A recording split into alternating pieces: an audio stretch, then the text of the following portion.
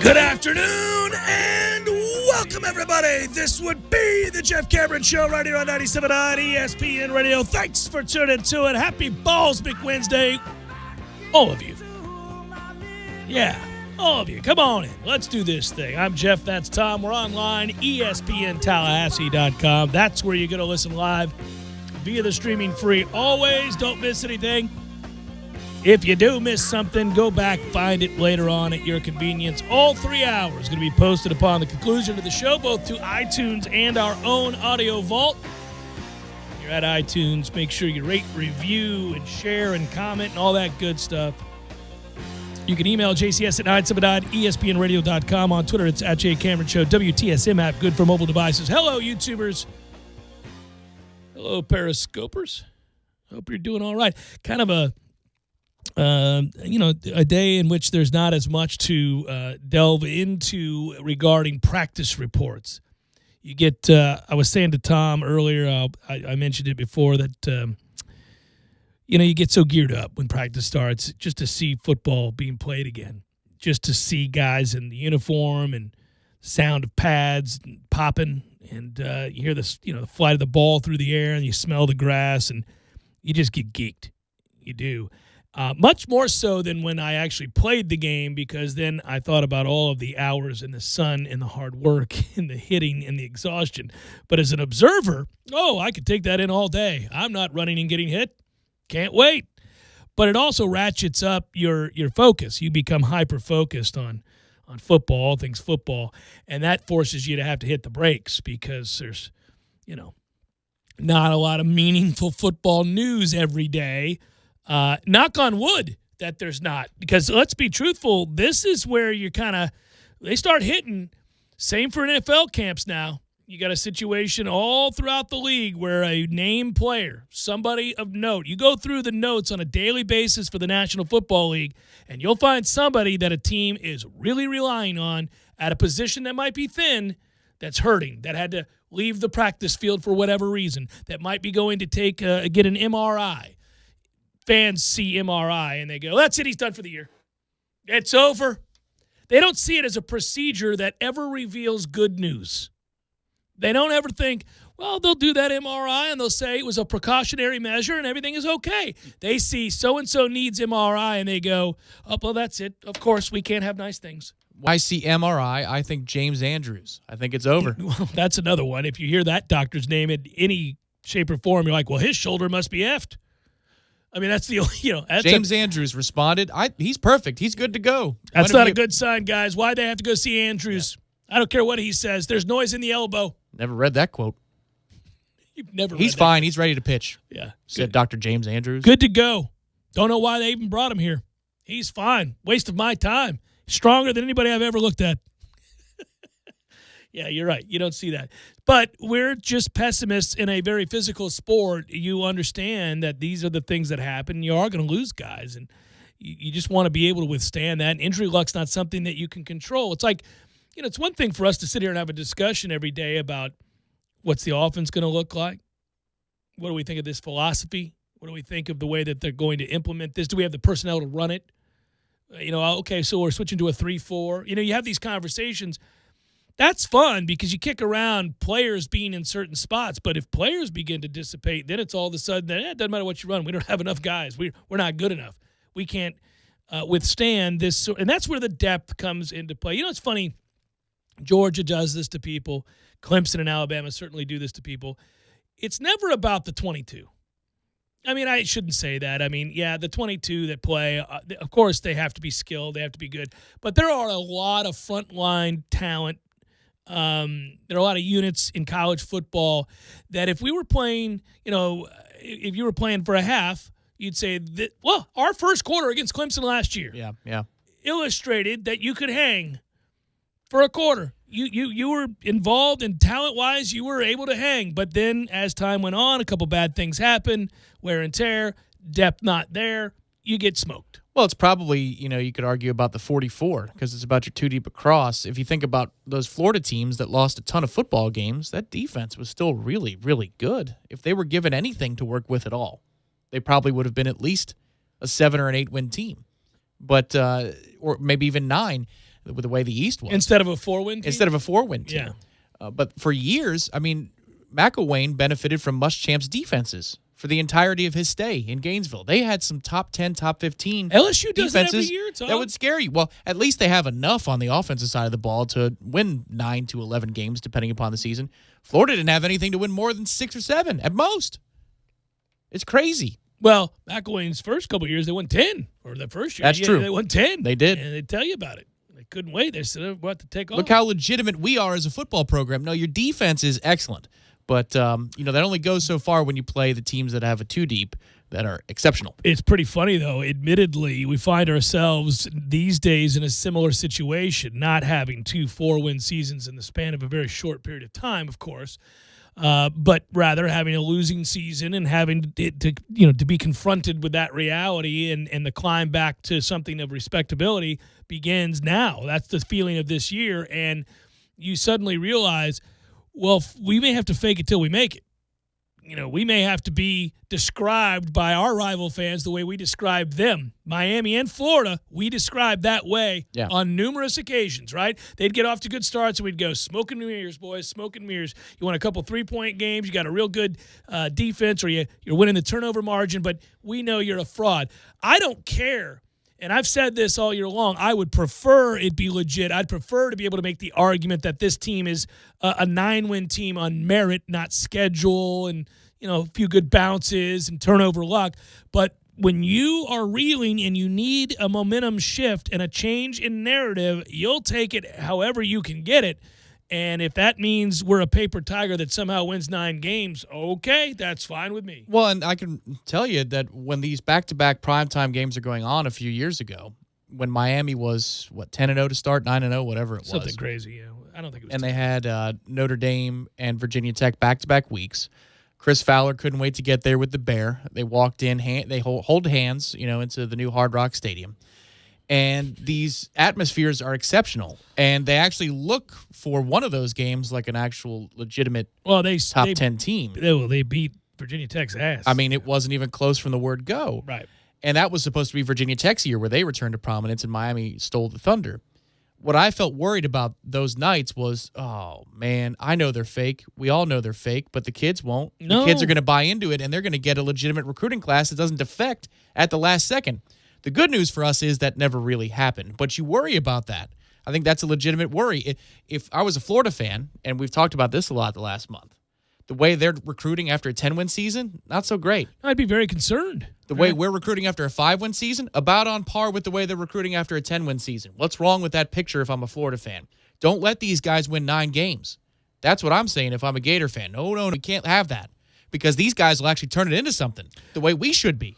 We certainly think so. I mean, if you're able to do this after a 5-win season, it would stand to reason you're able to really parlay a 9-10-win season. I agree with you. I am again amongst those that we would label as cautiously optimistic that that's the leap that we would take, that's where we would go. Still want to, as the course of the year plays out, be sure that we're as organized behind the scenes as we need to be. They took a huge step forward. That's the area that, listen, if that's still a mess, if you've got concerns behind the scenes, that you certainly are going to plateau. There'll only be so much you can do if you're not buttoned up behind the scenes.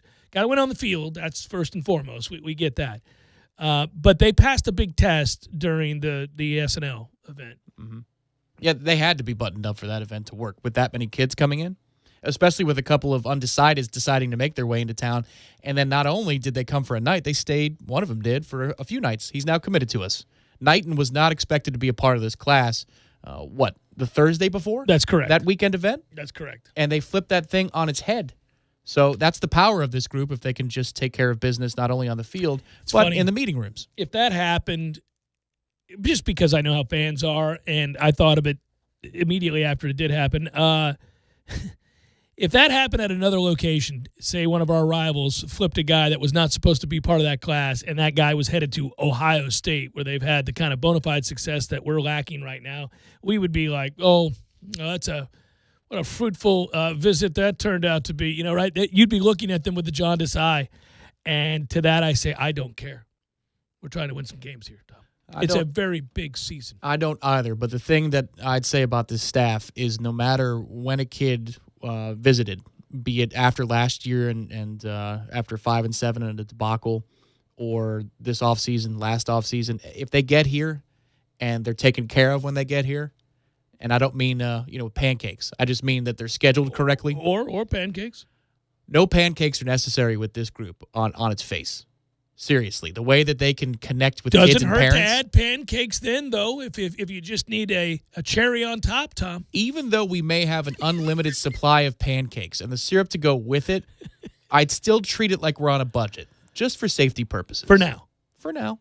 There'll be a time to commit to pancakes. I have a feeling there are going to be some high-level pancake-worthy prospects between December and February that Can't say, you know wait. what? I don't want to do the early signing period. Wait Let's till you take get a this thing taste out of of the wire. our pancakes, kid. You thought the honey fried chicken was good, Marvin Wilson. Wait till you taste these pancakes. That's right. Cut into that. Oh, something's prohibiting your knife from cutting all the way through. We mean stacks. Yes. That's what we mean. Yes. I don't know. They'll cringe at the idea of it, but it is about winning games. They'll cringe publicly. They'll celebrate our humor, our brand of humor behind the scenes as they wink and knowing nod. You know how the radio shows over the years, like the Shock Jock ones, would send people out to Howard Stern was good about this, but sending people out to sites just to bug other people. Yeah. Maybe we should send some loyal listeners out with just shirts that have pancakes on them to SNL, and they could just be there in the parking lot. We when have everybody shows up. we have a really good working relationship with the athletic department currently and Willie Taggart, and I don't want to do anything to jeopardize that just yet. But I mean, he might find the humor in it. He gets my sense of humor. I make him laugh. I mean, maybe we could. I don't know. Get some car magnets with pancakes on them and just drive them around town. Other outlets would maybe see, like, what's going on in Tallahassee? What's with the pancakes? Why am I always looking at pictures of prospects and blue chip athletes next to pancakes? What's going on there? Nothing. It's just a guy on campus holding a sign that says pancakes. Pancakes. We got them. And you see kids walking in. Want some pancakes? Just question mark. What? Coach Odell, what's that about pancakes? You'll see. Delicious pancakes abound. Talk about it later. Over some pancakes.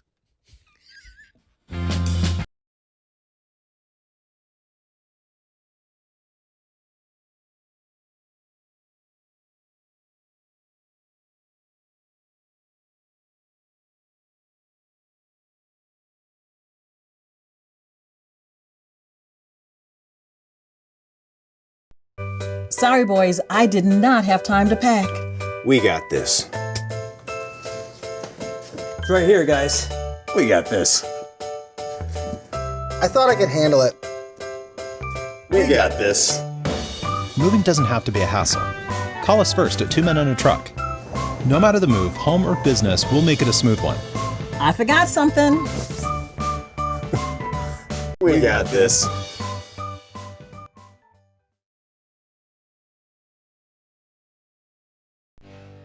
Tallahassee loves the corner pocket as much as a crystal ball winning catch. He's looking, he lost it to the end zone. It's Benjamin! Touchdown!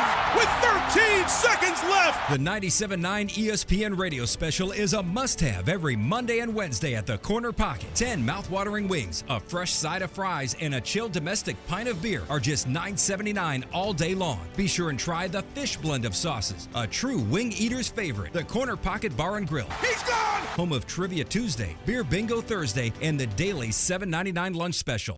Tallahassee Dodge Chrysler Jeep Ram is the Jeep headquarters of America. We've purchased over 100 Jeep Renegades, and they've all arrived and are on the lot for immediate delivery. 2018 Jeep Renegade Latitude with MSRP starting at $25,120. On sale now for $18,870. That's a savings of $6,250. A new Jeep starting at only $18,870. Those prices are unheard of and can only be found at your Jeep headquarters of America, Tallahassee Dodge Chrysler Jeep Ram. No other dealer can offer you this kind of savings. We buy in mass quantities and pass along the savings to you. 2018 Jeep Renegade Latitude, starting at $18,870. Payments as low as $299 a month. On the corner of West Tennessee and Capitol Circle, where we're right on the corner and always right on the price. Check us out on the web at TallahasseeDCJ.com. All prices include rebates and incentives plus tax, title, and dealer fees. State number 18J605. Must finance through Chrysler Capital and qualify for all rebates and incentives. Hi, this is Peter Bond, owner of Jerry's Cigar Shop. Jerry's has been a local favorite for cigar enthusiasts for the last 25 years. We have the largest walk-in humidors in town, filled to the brim with an amazing cigar selection. Relax in one of our leather chairs and enjoy an ice-cold beer or a glass of wine with your cigar. Jerry's is a great place to watch sports on our big flat-screen TVs and offers a comfortable setting for lively conversation. Visit our original store on Sharer Road or our new second location on Cary Forest Parkway. We hope to see you soon. Seminoles, it's 2019 and a new football season is amongst us. It's a new day, and we have an opportunity to build this program back to where it belongs, together. Every day we get one step faster, one rep stronger. The journey to the top includes you. We are one tribe together, and we remain unconquered. We need you in Doak Campbell Stadium this fall, and that begins by getting season tickets now. Visit us online at Seminoles.com or call 1-888-FSU-NOLE and get ready to hear Touchdown, Florida State! Very soon. Come visit the new and exciting Hangar 38. This amazing place is for everyone listening right now. Practice your bowling skills, compete, and have fun. Whether you're a newbie, an all-star, or a beer frame champion, no matter how you roll, you'll find the best place to bowl is at Hangar 38. Hangar 38 is home to over 75 arcade games, so they're sure to have something for everyone. Zeppelin's at Hangar 38 is a premier, full-service restaurant and sports bar, and it's also your place for birthday parties and company outings. Tallahassee, what are you waiting for? Come on out to Zeppelin's Hangar 38, 6668 Thomasville Road behind Walgreens. Hi, I'm Aaron Allen. And I'm Sam Nunnally. Have you experienced a mortgage nightmare before? Endless paperwork, weird requests from underwriters and lenders who won't call you back? Then there's OnQ. We're bringing the mortgage experience out of the dark ages. Friendly local lenders, a digital experience with very little paperwork, upfront pre-approvals, and guaranteed closing times. Break up with tradition and enjoy hometown service with the speed of Silicon Valley. OnQ Financial, mortgages simplified. 850-807-0019. Aaron Allen, NMLS 1215669, Florida LO 61933. Sam Nunnally, NMLS 1422328, Florida LO 54032. OnQ Financial Inc. is an equal housing lender, NMLS 5645, Florida MLD 1131. This is not a commitment to lend. Underwriting terms and conditions apply. See, very intrigued by the Dan Le Batard Show on ESPN Radio. There's an asteroid the size of a football field out there that's supposed to hit us before the end of the year. I don't think an asteroid the size of a football field is that big, is it? Am I wrong about this? 100 yards, huh? Thank you, Stugatz. I appreciate the help there on the length of a football field. You're always useful when it comes to the deep dives on science and space. The Dan Le Batard Show, weekdays at 10 a.m. on 97.9 ESPN Radio. You're listening to The Jeff Cameron Show on 97.9 ESPN Radio.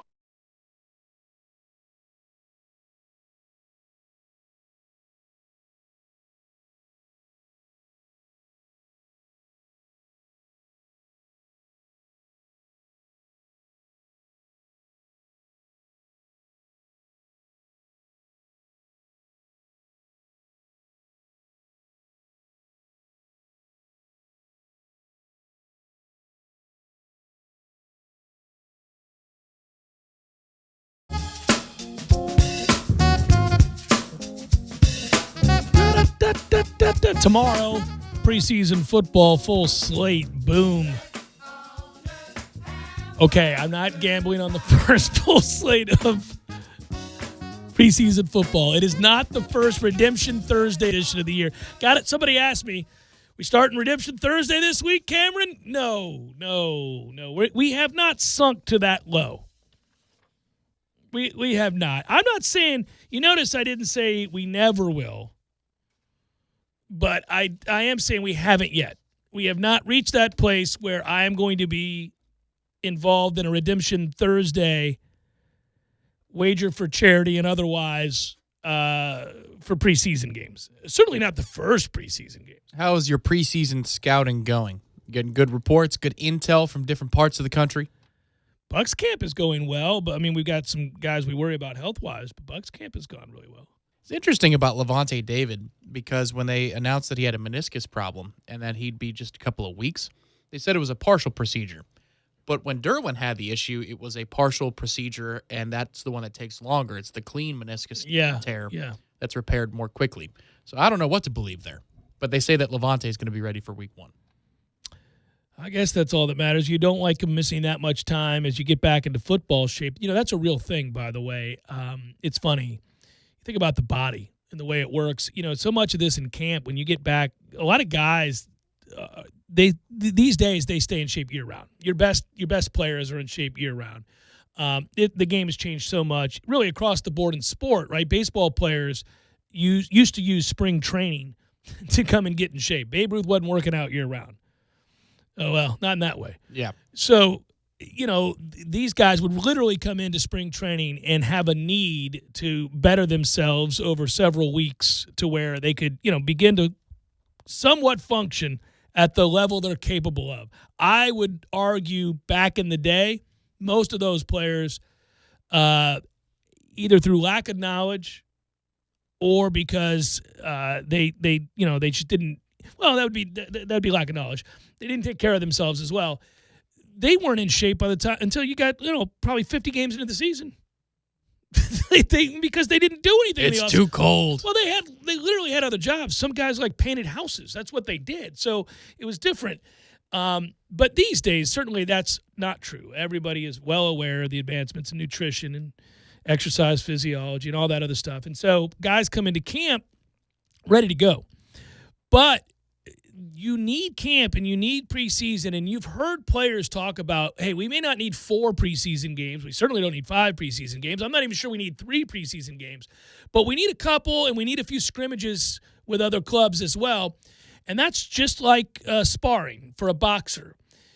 Here's the deal. I mean, if you go up to the average Joe and punch him in the face and you've got any kind of punch at all, that does serious damage. They are going to wither. You're going to crack the skin. They're going to bleed.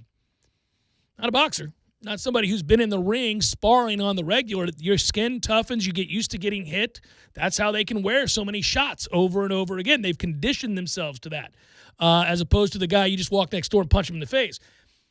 Football's that way. I remember even at the lowest levels, I mean, the first few days you get hit, the bruising, the aches, the pains, you're like, oh, man, it's been a while. By the time you've got a few weeks of getting hit every day, your body adjusts. It's an incredible thing. Sounds like a woefully inappropriate but somehow really entertaining show, which is walk next door and hit the guy in the face. Somebody get killed, but that's the problem with it. Yeah, and understandably, but I would say that all these guys need to be hit.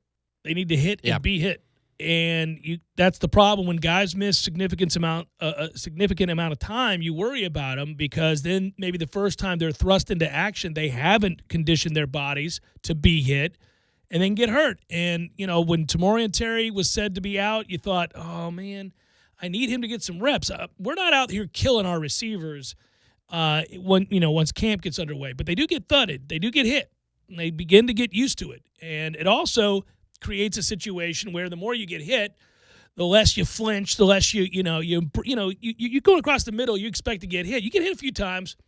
Your brain, all the neural pathways have figured out it's coming. It's like when you're working out and you're asked to do new exercise and your body shakes. You're like, I don't know what I'm doing. Sure. The brain figures that out pretty quickly. By the time the second or third time you ask your body to do it, it can do it without shaking. Right. Do a squat, on the ground, no problem. Do a squat on a Bosu on the bubble side. Master that, flip it over, do it on the other side. It's amazing. It's amazing. But the brain will adjust and your body adjusts accordingly. And I think that's the importance of camp, that and obviously learning the system and conditioning and all that other stuff. But you gotta get your body right to get hit, to be able to impact that. Anyhow, that said, how does it relate to a bunch of Thursday games in the NFL? Only that I like saying that if you wanted to, starting tomorrow at 7 p.m., you've got 1, 2, 3, 4, 5, 6, 7, 8 games on simultaneously. If you move it into the 8 o'clock hour, a few more are added to the ledger. Doesn't suck if you're out and about having a bite. This is true, and the Bucs play on Friday to start their preseason, and that game and coverage will be right here on this here radio station. Going to be a good year for Jameis Winston. I'm going to talk about that later. I think he's going to have a big year.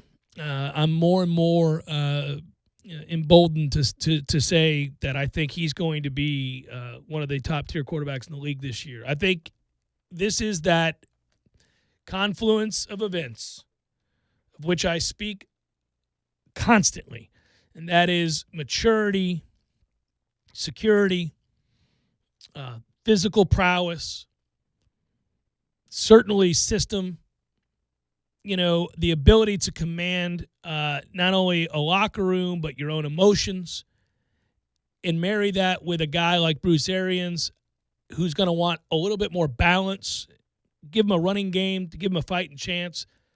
I don't think it's a good thing when you necessarily lead the league in passing yards last year. The Bucs did. Because it means you're coming from behind a lot and you're throwing more than you'd probably like to. Against maybe some prevent defenses because they're up, or second-string defenses. Well, and even if it's not that, even if it is that you're throwing 45 times a game because you just don't have a running game or your coach doesn't believe in one, you put your quarterback at a terrible disadvantage. A, they get hit a lot. Defenses know it's coming. And, these are the best players in the world. They're going to begin to first guess what's coming, and then you see the interception rates go up and field position shift and all that other stuff. So I think you're going to have a more logical approach to building this offense, and they're not going to ask as much of him. And we know he can throw the deep ball. We know he throws out of the pocket. If he limits the mistakes in the pocket, it's really mainly in the pocket that he's got to limit those mistakes and not force things. I think he's due to have a huge year.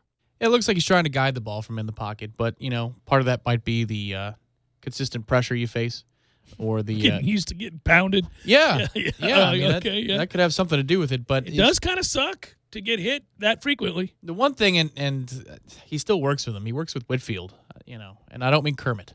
Whitfield. You might want to stick with Byron Leftwich and Bruce Arians, man. I mean, those are probably good quarterback coaches to have pointers from. Even if Byron has the throwing motion that you don't want, he's got the knowledge. He's somebody who's worked with Bruce Arians. He understands the nature of the position. It sounds like Bruce has a pretty good handle on mechanics, looking at the quarterbacks he's worked with over the years and the guys he's refined to make a little bit better. I think I'd be more concerned if it was sort of this, I'm working with him, but not my head coach, not my quarterback. It's in addition to. So, and a lot of that is workouts. The stuff. I mean, in practice, it's not like the videos separate from this conversation. Offseason were about stability in unstable situations and quick twitch and that kind of stuff. I can't. But if you want to have fun, this is for any football fan. The broomstick thing. I mean, can we just get rid of that? I know. They all do it though. I mean, a lot of these. I mean, major big time stars in the league work with that guy. It's not like it's him and nobody else. I mean, He's figured out a way. He's carved out a niche. He has carved out a niche that's made him very, very wealthy. I can't fathom that it's completely nonsensical. I can't say that there's nothing to it because too many really accomplished quarterbacks still work with him. And listen, okay, so not for nothing, Jimbo Fisher knows the position better than anybody I've ever spoken to, and he liked him just fine. Didn't love him. I think he tolerated him because Jameis wanted to go that direction because Whitfield came to pro day. And for Jimbo must have been like, really? But he yucked it up with him. That might have been a PR move, but he did. And he's yucked it up with him on the stage before, too. They've both been on NFL Network. They've both been on College Game Day. They've both kind of interacted. I would say this. I think for Coach Fisher in that situation, I'm not sure there's anybody that could come in to talk about the quarterback position that he wouldn't immediately think knows less than him. And thus, it would be difficult to fully buy in. And, oh, by the way, he'd be right 95% of the time. I think he'd be mostly right. I've never wavered on that. This isn't one of those moments where we take our shots or anything like that. If you've ever wanted to listen to somebody talk about that position and the psyche and what you have to do and what you're looking for, it's unbelievable. The depth of knowledge there. So he wouldn't be wrong on that. He wouldn't make nearly as much money, but if that dude had a section or two in football history and he taught a course on it, boy, you'd need your recorder instead. You couldn't take the notes down fast enough. But the things you learn in like a once-a-week class. I've often thought that the next step for him would be to be an OC, not a head coach, to be an OC in the NFL and to work directly with his quarterback. And you could all the hours that you could put in, it's your job. It's the only thing you work on. You're paid handsomely to do it. Both of you could, you find a guy who's as dedicated as you are. Right. And he also frees up a little bit more time. Yeah, in the he doesn't have to offseason, do all 'cause that he other doesn't have to stuff. do- He doesn't have to do all that other stuff. I think it would probably work out for him. It's Jeff Cameron Show, 97.9 ESPN Radio.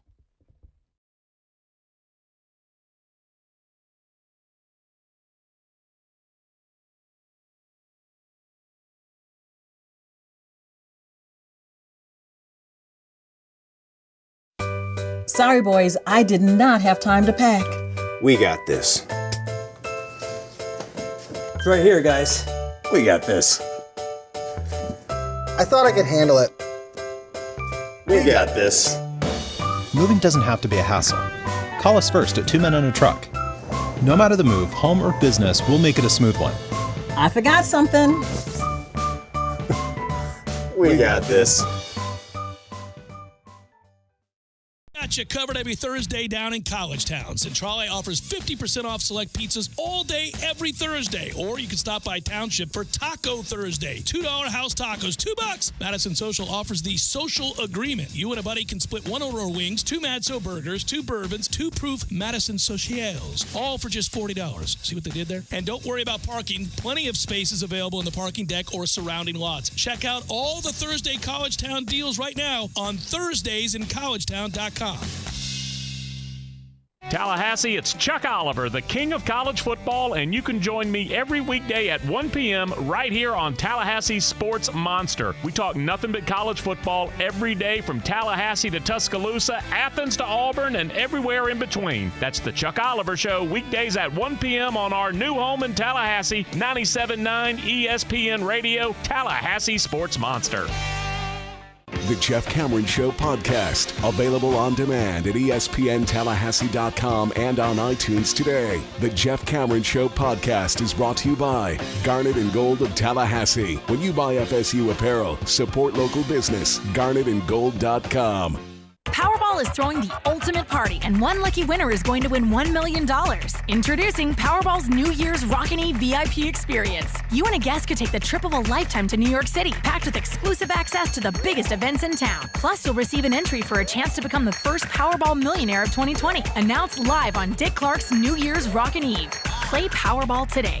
Learn more and enter to win at FLAlottery.com/NYRE. The Florida Lottery. It's your ticket. Claim it! Must be 18 or older to play. Play responsibly. Cigars of Tally is your one-stop shop for everything cigars. With 2 convenient locations, Cigars of Tally is here to serve you. The 1401 Market Street location is right off I-10 and great for travelers and after-work stops. The Midtown location, Cigars of Tally Lounge and Bar at 926 North Monroe Street, is great for those winding down from a long day. With the largest humidor in town, affordable cigar lockers, a large covered patio, and private conference rooms, there's something for everyone to enjoy. Cigars of Tally, open 7 days a week. Need cigars? Get your ash in here. Pickens Tree Service has over 25 years of experience in cutting down trees and removing stumps in the Tallahassee area. While you may appreciate the beauty of foliage on your property, certain trees may pose a health risk to the owners. Pickens Tree Service will help you identify these potential issues and take preventative measures to remove the risk along with the tree.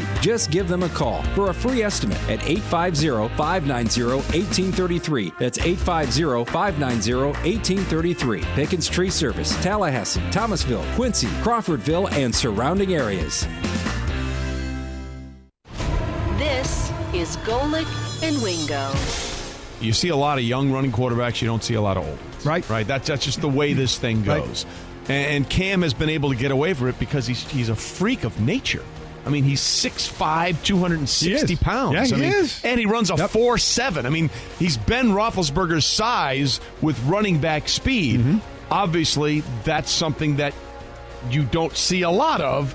And this is the age-old dilemma, right, for athletes who try and change the way they do things. Because of his athletic abilities, these are the things that have helped make him great. And now, as you get a little older, and he's lost a little zip on his fastball, and he's in his 30s now. Suddenly, the things that made you exceptional, you're being told to rein them in. Golic and Wingo, weekdays at 6 a.m. on 97.9 ESPN Radio. ESPN Radio Sports Center. I'm John Ryder. Raiders receiver Antonio Brown's foot problems have been a result of Brown not wearing the appropriate footwear when he entered a cryotherapy chamber last month in France and leaving his feet frostbitten. However, the injury is not considered long-term.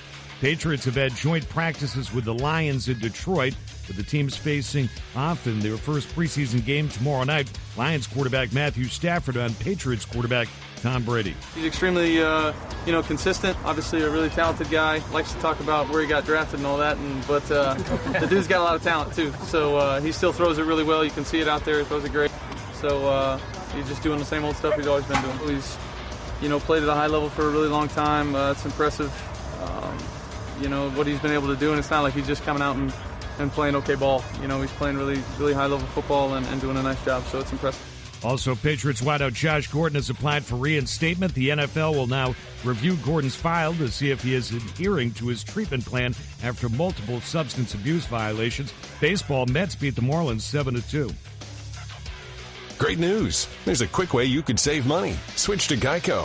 Geico could help you get great coverage at a great price. And it only takes 15 minutes to see if you could save 15% or more on car insurance. Go to geico.com today and see how much you could save. Broadcasting live from the Tallahassee Dodge Chrysler Jeep Ram Fiat Studios in the capital city of Tallahassee. This is the Jeff Cameron Show, brought to you by Cornerstone Tool and Fastener on 97.9 ESPN Radio. Balls McWednesday, brought to you by Hobbit American Grill. Hobbit American Grill, celebrating 40 years of serving good food to good friends for good times. Online at myhobbitonline.com.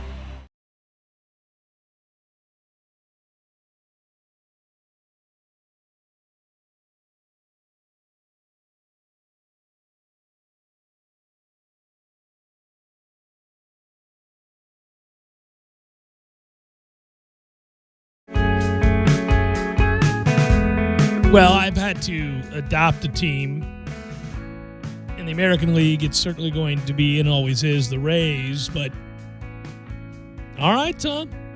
I've watched the Mets win 13 of their last 14 games, which is absurd because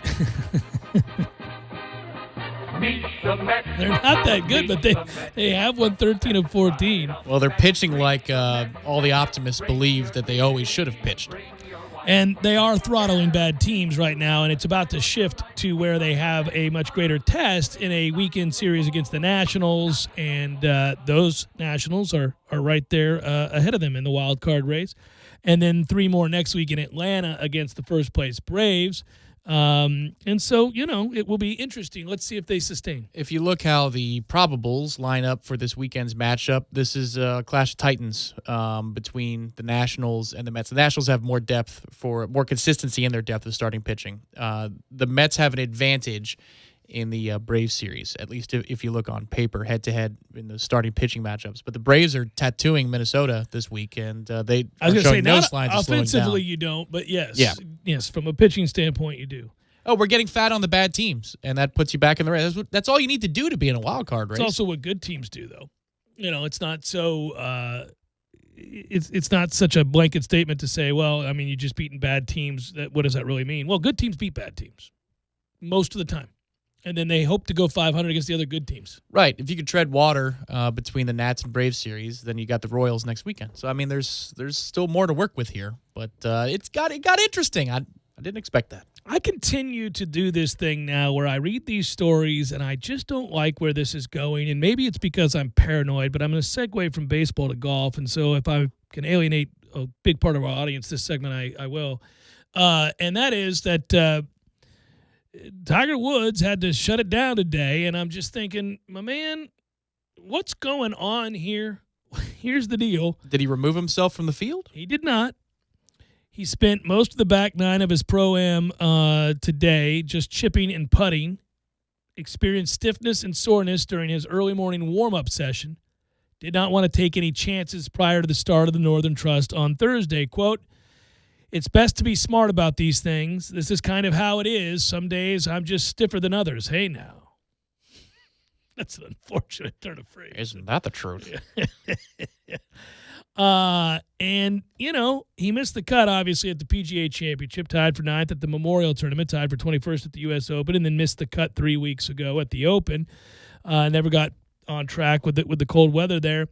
And that's been brought up a lot. Temperatures during the FedEx Cup playoffs will be considerably warmer, and the figures to help him, and he's even admitted as much, with all the different back issues he's had. But he never seemed to be right on the golf course, really post-Augusta. And all was fine during a 9-hole Tuesday practice round that he had with Brooks Koepka and Dustin Johnson and Harold Varner. He attended a dinner, had a great time. He said, hey, that practice round was great. I was out there hitting it just as far as those guys, driving it out there with the likes of Brooksy and DJ today. But today I woke up stiff. Again, Tiger, geez. Hopefully. Perkins wants to put something on the table. Excited to be here. Hopefully, I'm not that way on Thursday. Do you have any faith at all this is getting better, man? I don't know. He may need to just hibernate for a little while, and it may be just this freak Hibernate? thing. Are we just not going to play golf anymore? He's played precious little golf. He's going to play February, March to get ready for Augusta, and then that's it every year. Then he goes away, and he comes back, and he just tries to win the green jacket. It's going to be a unique sideshow. The place they're playing, Liberty National, back when it was known as the Barclays, you recall that, yeah? The land of the free. He, in 2009, finished second there. He was second to Adam Scott there in 2013, so he's had success on the course. At that point, though, that he finished second, this is crazy. This goes back to some of the things we forgot that he did. He ended up finishing second in that tournament, the same tournament which he fell to the ground in agony and clutched his back on number 13 in the day previous. I mean, that's just remarkable. I mean, he's had a lot of those moments, right? Just buckled over. I knew there was a shaky angle. Shouldn't have done that. But anyhow, we'll see. I don't know. I feel like there's been too many of these. There's too many. But you felt that way, and then he came back and won the Masters a couple of years later. So it may be that he comes and he goes. Yes, but remember that in the build-up to coming back and winning the Masters, the previous season where he won the Tour Championship at the end of the year there and played a gazillion tournaments and showed no signs of wearing down and never had to withdraw or clutch his back or do anything like that. He played a lot. I'm not saying he's winning the Masters next year. He may be a Fred Couples who can actually finish on a Sunday kind of guy. I don't know. I think if Fred Couples plays golf. I mean, he's out playing golf frequently. I mean, you see him playing the sport. This guy is like, I'm not playing. I can't. I don't know. And it's Brooks hardly plays. He wants you to know that too. Well, I think that's changing. He just won last week or the week before, and he's playing again now. And no golf whatsoever last week. He'll tell you that, and I think that's a PR blunder too. Since we bring it back to him a lot, I just tell him I would just advise him, don't say that. Sponsors don't want to hear that. People don't want to hear that. It just comes across as arrogant. It's not a good idea. It's also not true. He is hitting golf balls. I don't know if that's an intimidation ploy or what that is, but he's not picking up a golf club for 10 days before he goes to a tournament. No, that's not true. Do you think that Monday through that Sunday he actually didn't swing a golf club on a driving range and hit maybe at least 100 balls? I don't know. I mean, I don't know. I take him at his word. I don't think he did. He might maybe have started this week on Monday just to get geared up, but yeah, I think he's certainly unique because he trusts that, first of all, his swing is not, that's not an aesthetically pleasing swing. It's not how you draw it up, but it's uniquely his swing, a little over the top. He repeats it over and over again. It's a beautiful, he hits that cut and hits it a million miles and keeps it in play. And he repeats it, so he's never been golf swing guy. That's his swing. He knows it, and he can do it, and that's the way that works. And so in many ways, we all envy that. I mean, that'd be great. I'm just going to take a bunch of time off, but my golf swing's my golf swing. I don't have to worry about finding it. I know what I'm doing. I know that swing's going to be there. It's all the other stuff. It's the touch around the greens and the putting that I got to get better at when I first come back. But the swing itself it's butter. Don't have anything to worry about there. That's remarkable. He's one of those don't tell me anything guys. I have a feeling he's going to do quite well in the Tour Championship in a couple weeks' time because he already said he likes the course and he speaks those things into being because he liked the St. Jude course. from when it hosted at a different time of the year. He says it's a thinker's golf course, much like Eastlake in Atlanta. I was like, ooh, okay, get ready, everybody. Well, I also think he cares again. I do think he wants to shake the label that he doesn't care about these other tournaments. I think that was a misstep, and I don't think it's necessarily true. He's starting to care about it. Well, what's decidedly good for him is there isn't this year especially the distraction of either a PGA Championship in the month of August, nor is there a Ryder Cup this year. The President's Cup, if you even care about it, is in December. But the fact that you don't have these other things for him to do, all he has left to focus on is the playoffs. So he might fall into this one a little bit. Yeah, let's hope he's invested, because we all know that this is an opportunity, and I think it's going to be interesting to see if he takes it for, I guess you would say, this next stretch of 2 to 3 years to be labeled as the Koepka era. How cool is that? We thought we had the Jordan Spieth era. It didn't happen. Turned out to be the great year, 2015, of Jordan Spieth. But we thought it might be, certainly Scott Van Pelt did, the start of an era. Oh, God, yeah. Yes, he did. Certainly the start of an era, right? Yeah. But it didn't turn out to be that way. Pound it. But the other, this has the promise. Pound it. I don't want to talk about that. I want to segue to something else. I want to segue. You see, I've got this one right. I'm telling you, he's going to make a huge difference.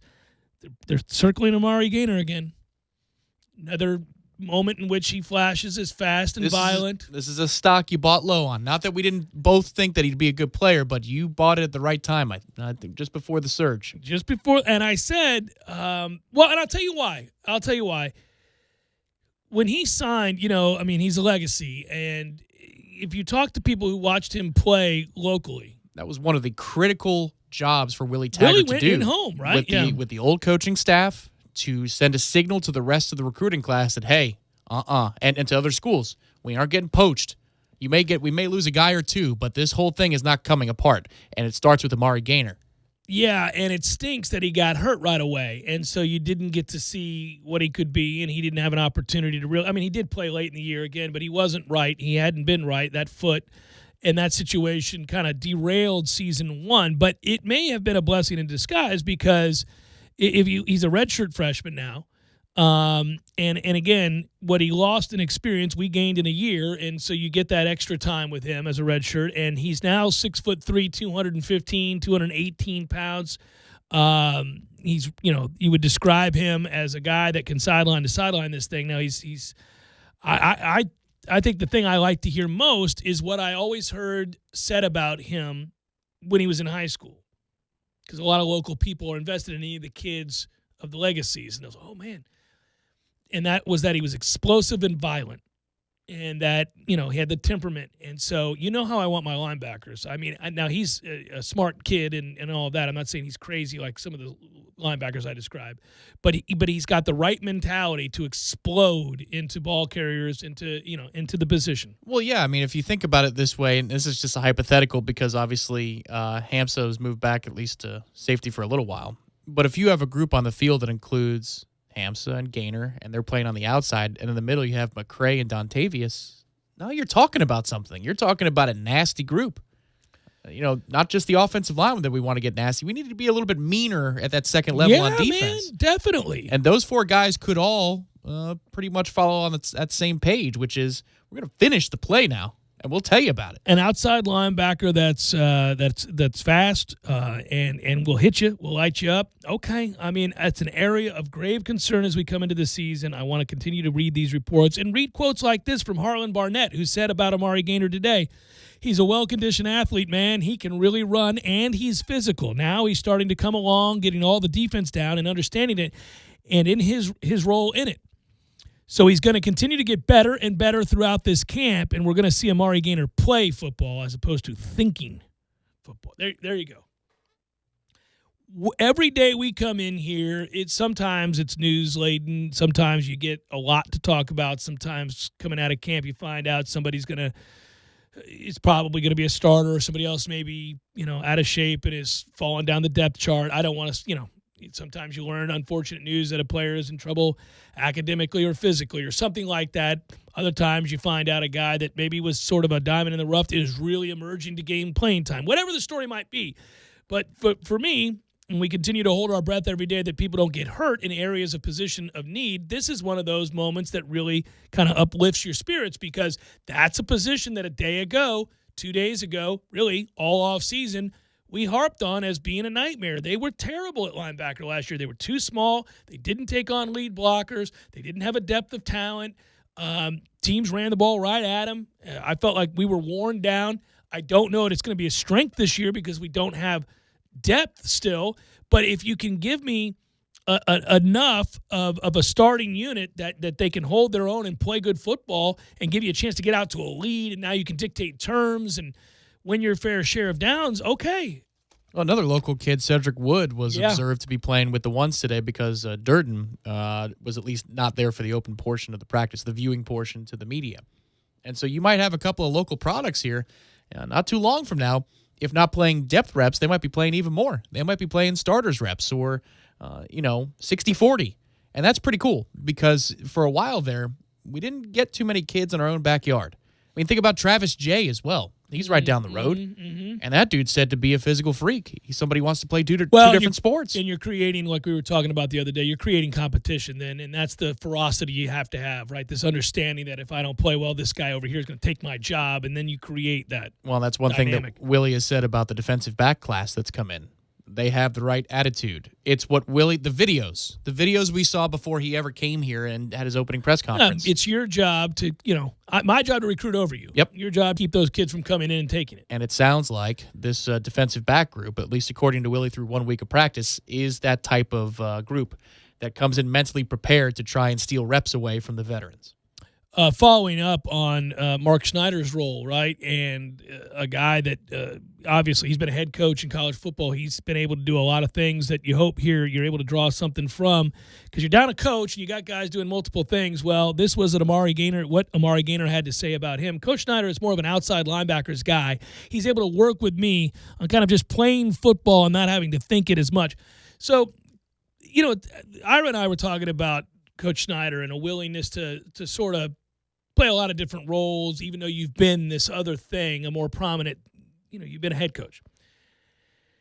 But we think about special teams and we think about outside linebackers. You think of the things that he's doing now and the wealth of experience that he has with Odell just taking over the rest of the defensive line. Man, I think this is going to work out okay.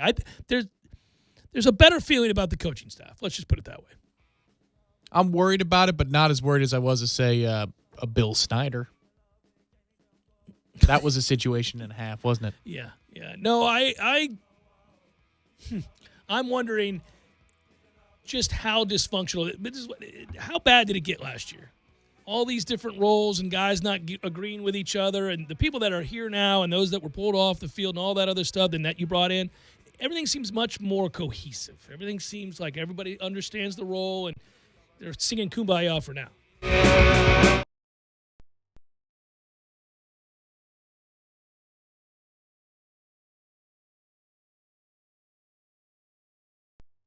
Sorry, boys, I did not have time to pack.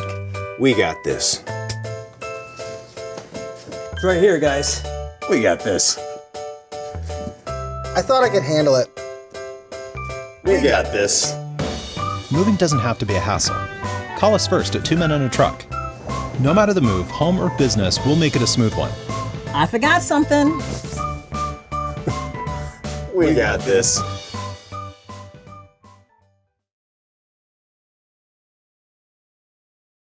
Soon. We all want more energy, more strength, more results. Well, welcome to Orange Theory Fitness as you take a step towards feeling more alive today. Backed by science, Orange Theory's heart rate monitored workout is scientifically designed to keep heart rates in a target zone, spiking metabolism and increasing energy. Orange Theory Fitness is a one-of-a-kind group personal training workout resulting in more energy, visible toning, and extra calorie burn for up to 36 hours. Experience a more vibrant life today with Orange Theory Fitness. To find out more, go to orangetheoryfitness.com. Tallahassee loves the corner pocket as much as a crystal ball winning catch. He's looking, he lost it to the end zone. It's Benjamin! Touchdown! With 13 seconds left. The 97.9 ESPN radio special is a must-have every Monday and Wednesday at the corner pocket. 10 mouth-watering wings, a fresh side of fries, and a chilled domestic pint of beer are just $9.79 all day long. Be sure and try the fish blend of sauces, a true wing eater's favorite. The Corner Pocket Bar and Grill. He's gone! Home of Trivia Tuesday, Beer Bingo Thursday, and the daily $7.99 lunch special. Introducing Hardee's Charbroiled Double Deals for $2.49 each. Your choice of the double cheeseburger, the new bacon cheddar double, or backed by popular demand, the Hardee's Classic. They're double. The beef. Triple. The options. You probably noticed the echo. It happens when we double, beef, and triple the options with our Charbroiled Double deals for $2.49 each. It's kind of epic. Hardee's, because it tastes better. Double the meat is compared to the small cheeseburger. Limited time only at participating restaurants. Price may vary. Tax not included. This is a hamburger. And this, friends, is a Whataburger. A fresh 100% beef patty so big it can only fit on a 5-inch bun. Oh, there's another. Someone's going for a double. Maybe it'll be topped with melted cheese and, oh my goodness, grilled onions and grilled jalapenos. I'm not sure the speakers can handle any more sizzle. Good thing you can do more than just hear the difference. Good thing there's Whataburger. Games for Less, the only locally owned and operated gaming store in town, has Tallahassee's largest selection of new and used video games and game systems. The future of video gaming is at Games for Less, where they have both the PS4 and Xbox One. It's time to trade in your old systems and elevate your gaming experience now. Games for Less is also your headquarters for the best in retro gaming. Atari 2600, original Nintendo, Super NES, or Sega Genesis, you name it. They got it at Games for Less. Games for Less, the Super Walmart Shopping Center on Appalachia Parkway. Give them a call today at 850-219-3535. That's Games for Less. Hi, this is Peter Bond, owner of Jerry's Cigar Shop. Jerry's has been a local favorite for cigar enthusiasts for the last 25 years. We have the largest walk-in humidors in town, filled to the brim with an amazing cigar selection. Relax in one of our leather chairs and enjoy an ice-cold beer or a glass of wine with your cigar. Jerry's is a great place to watch sports on our big flat-screen TVs and offers a comfortable setting for lively conversation. Visit our original store on Scherer Road or our new second location on Cary Forest Parkway. We hope to see you soon. See, very intrigued by the Dan Le Batard Show on ESPN Radio. Imagine you are on top of a 40-story building and there's a giant inflatable landing pad at street level. It's big enough that you have a 95% chance of surviving the jump. Would you jump off to save a friend's life? Which friend? Yeah, that's an important detail. Now, you're saying that it's a friend. That's cool, but there are, different degrees of friend. Mm-hmm. 40 stories, man. My friend's dead, man. Can I watch someone go first just to make sure that the wind is not like windy? Right, yeah, test case. How about yes, but your percentage goes down 3%. Roy, are you saying any friend you have is dead? There was not a single friend in which you would, 95%, Roy. I'll meet him at the crossroads, man. Sorry. See you at the graveyard over there. Man, I miss my Uncle Charles, yeah. The Dan Le Batard Show, weekdays at 10 a.m. on 97.9 ESPN Radio. Driving every day from the Tallahassee Dodge Chrysler Jeep Ram Fiat Studios. This is 97.9 ESPN Radio, WTSM, Woodville, Thomasville, Tallahassee. ESPN Radio Sports Center.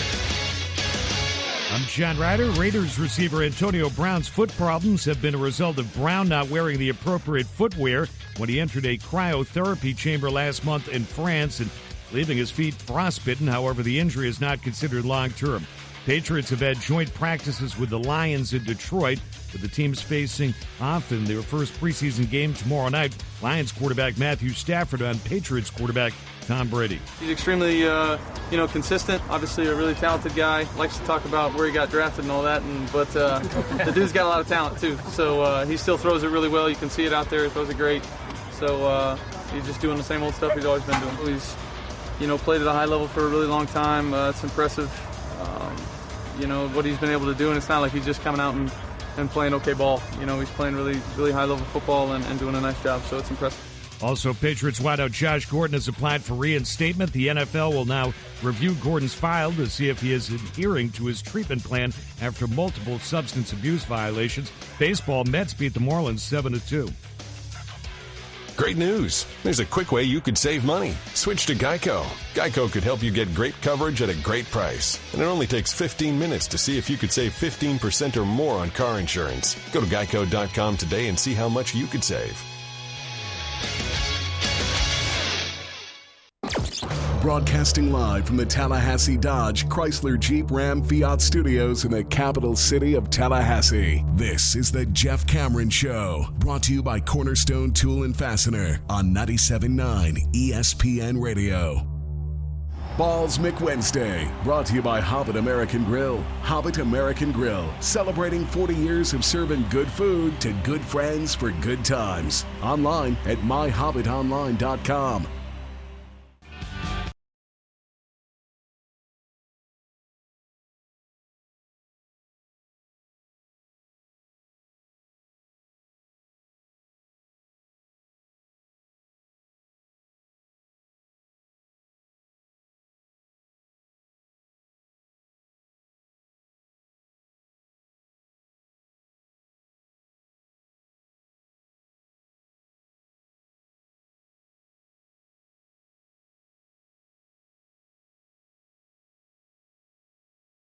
Hour number 2, Jeff Cameron Show, 97.9 ESPN Radio. Thanks for tuning to it, and a fine Balls McWednesday to you and yours. We're online, ESPNTallahassee.com. Go there, listen live via the streaming. You miss anything, find us on iTunes, where you can always rate, comment, share with others, help them find the show.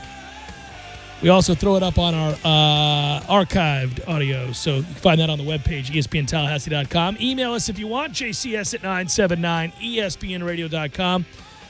As usual, Periscope and YouTube up and running, doing well. Good for you, Dabo Sweeney.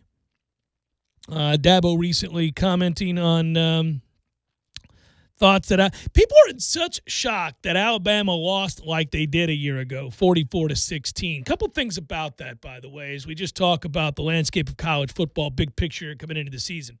Those two are favored to once again go back and face each other in the college football playoff, at the very least, right? And I don't think anybody would bet against that at this point, given that the ACC, I don't know, has a team that could rise up necessarily. At least in a vacuum, you wouldn't pick anybody to do it. Now, Clemson, prior to last year, has always had a weird hiccup somewhere along the way, whether that's a Syracuse or a Pitt or something strange where they just don't play well. But all in all, they take care of business. And, of course, Alabama has just run roughshod over the SEC, steady beating that ass on the regular. Well, and somebody's got to lose twice of those two teams. That's right. That's right. So we figure those two to be back. But it's interesting, but because Alabama lost like they did, and we're not preseason ranked number one in the coaches poll, but rather Clemson was for the first time in that program's history, they're the hunted. They're the ones to beat. They look like the preeminent program in college football. People have, certainly those who follow and love the SEC have, tried to figure out how that's even possible. How did it happen? How did they get beat down that bad?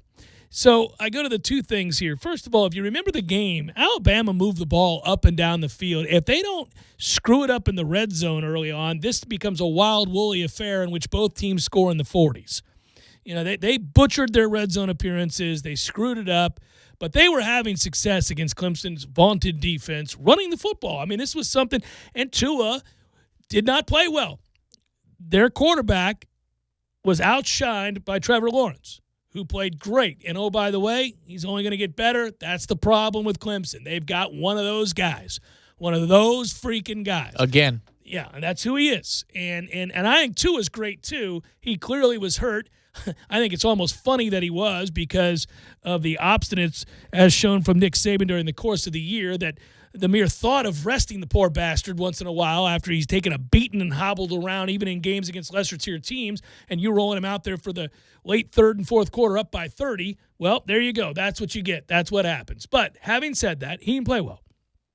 After being great all year, he didn't play well. But that game, I don't think, was an accurate – that final score is a better way of saying this, was not an accurate display or measure of the two teams. That's not to say Clemson wouldn't have won. They were great, and Alabama's defense had no answers. I'm just saying that game should have been a lot closer based on the yardage, based on what we witnessed Alabama's offense doing early in that game. Yeah, I think what was going on there is the early pick six puts Clemson in a position where they're just going to set the pace, and they probably still win if it's a score-for-score game, high 40s to high 30s, Yeah, something and then you along those also had lines. the terrible overthrow from Tua on a ball that should have never been he thrown. forced that, That's yeah. dumb, right? So there's really two pivotal plays that changes the game. Alabama couldn't get a hold of Clemson's offense, and that's for real, by the way. I don't think they would have, and I'm not sure anybody's going to again this year. That offense is loaded. You have a premier quarterback, if not the best in college football. You've got one of the best 3 or 4 running backs in all of college football, and you're loaded at wide receiver. So, that's not changing. If he learns to look off a safety, he's going to be... He did more as the season went on last year. He's only going to get better. He's a freak. Just chalk it up. He could still stare down the receiver and get the ball there. That's how freaky he is. He's just real good. But here's the other thing. It was suggested and has been before that Alabama wasn't as rested as Clemson was, that the rigors of the SEC had worn them down. Oh, sweet Jesus. So I got to say good for you, Dabo Swinney. Here you go. Quote, listen, the SEC is a great conference, but I don't think they've been as deep as they've been in the last few years. I think they've had 2 or 3 really good teams at the top, and then it's kind of hit or miss from there. It's an awesome league for sure, and I know people say that Alabama was tired because they went through the grind and had to play all these teams. That was the narrative Swinney was responding to in media circles. He goes on to say, well, I guess, but they did win by an average of 33 points per game last year going into the playoffs, so they should have been plenty rested. My thing is, are you serious? They were tired? Come on. That's good. Mm-hmm. That's good.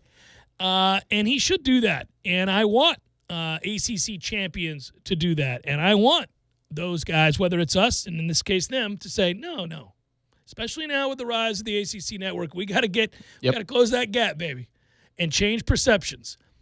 The SEC is a better league. Yeah, the only argument that you could make for tired is they let Oklahoma back into the game after they'd mentally shut it down, Alabama I'm talking about. And so maybe they had to push a little bit harder, whereas Clemson could shut it down by, early third quarter? Maybe not even that long, because that's what happens when you play Notre Dame in the postseason. If something's on the line, you beat them senseless. Well, in fairness to Notre Dame, they lost by a very similar margin to what Alabama lost by to Clemson. Mm-hmm. Same. Oh, yeah. I mean, it just turns out Clemson's really good. Clemson also got a couple of big overturns or referee rulings early in that game to help suck whatever momentum Notre Dame was trying to build out of the building. Yeah, Notre Dame got smoked, and the narrative immediately following that game was, well, once again, Notre Dame proves they have no business being in the postseason. Once again, despite a great year, they're not up to facing the upper echelon of college football, except for when Clemson turned around and beat the bejesus out of Alabama. You're like, well, Clemson's just that much better than everybody, apparently. I mean, that Notre Dame, what was that final, 31-3 or 35-3? Or Clemson called off the dogs quite early, though. But I just think, again, I don't know that particular game was proof the way it was when they played in the national championship game and got their doors blown off by Alabama. That Notre Dame team was a little... What I would like to have seen is if Clemson was playing Notre Dame for all of the marbles, how many scores would they have added on towards the end? And would we feel differently about it? Because now it's a playoff, if you can rest your players because you shut out Ohio State and Urban Meyer in the postseason, or you beat the tar out of Oklahoma, as Clemson just does in the first round of the playoff. Well, yeah, and believe me, I don't want to be in a position to have to defend Notre Dame, but I think that was a good Notre Dame team last year. I really liked their defense. It's a solid team. It's good. It's fair to call them good. They were a good football team last year. Remember, they only, if I'm not mistaken, they lost to Georgia by 1. They were a good football team. If you have a loss to Clemson and you have a loss to Georgia, and that game is a 1-possession game, last second field goal, you're good. You're good. And they certainly ran roughshod over everybody else. So yeah, they're a top 10 team. Yeah, they are. They schedule aggressively. That's the one thing I'll always say. I was going to say, honestly, you can't really. I mean, come on. They don't know what the schedule is going to look like in terms of strength of it, but they schedule universities and programs of merit throughout the country all the damn time. Well, and it's also why we always shake our head and say, what are they thinking? Especially without a conference championship game to fortify their cause. But that's okay. They'll still be on the ACC network promo with the football kickoff with prominence. That's fine. Let's just feature them. Do I have this right? I'm looking at Notre Dame's schedule. It's the first time I've looked at it in a long time. Ooh, I haven't seen that one this year. I know they're in Athens, right? They are in Athens, yes, on the 21st of September. It's early. Oh, man. Every year I look at to your point, I look at the Notre Dame schedule and I say, as much as I want to dismiss them, it's really hard. You got to give them credit. If you go through their schedule and you finish with the record they did, they've earned your respect. They just have, typically. They play Louisville to start the year. That's an 8 p.m. game. They'll beat the brakes off of Louisville. Louisville sucks. Then they've got New Mexico, so they're going to start 2-0. But then it's on the road at Georgia, and coming right off of that game, they host Virginia. That'll be interesting because Virginia will have just faced us. Okay. Schedules matter, man. And when you play games, right? So let's hope both are beleaguered. Can you state that again? Is it in South Bend or is it? It is in South Bend. That's big. Okay. Then they get a rest because they play Bowling Green, but then they play Southern Cal. That game's at Notre Dame. Then they're on the road at Michigan. Then it's Virginia Tech. Is this right? Am I looking at that right? Yeah, it looks like I've got that right. Wow. So here's the schedule, just not in order, but I'm going to tell you, they play Stanford on the road. They host Boston College. Navy's no pushover now that Navy's decent enough. They host Virginia Tech. They're on the road at Michigan. They're hosting USC. They're hosting Virginia. They're on the road at Georgia. They're taking on Louisville, and it's a pretty good schedule. Good for them. Really proud of those guys up there.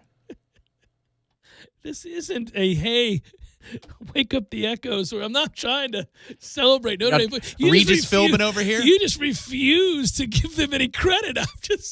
I do. That's a holdover from the early 90s. That's fine.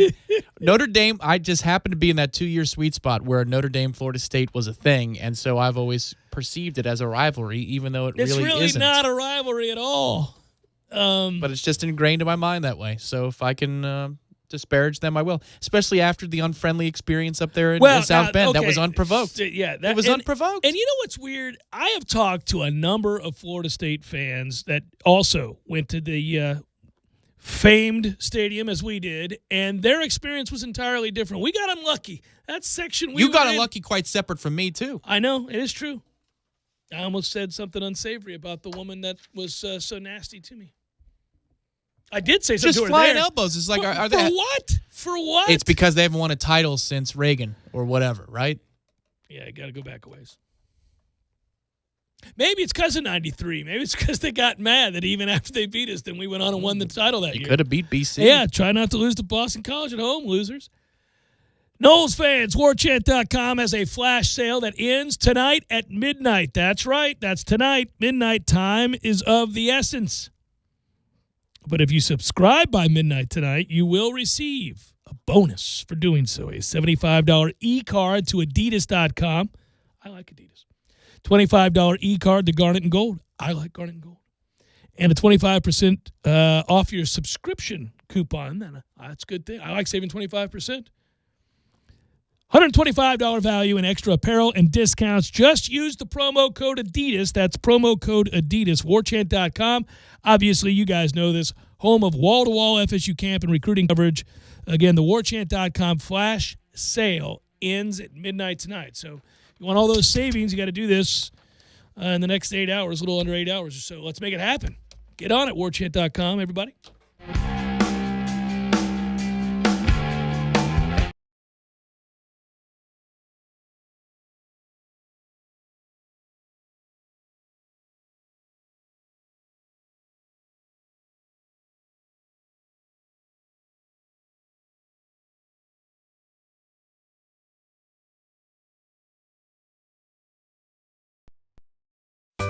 Sorry, boys, I did not have time to pack.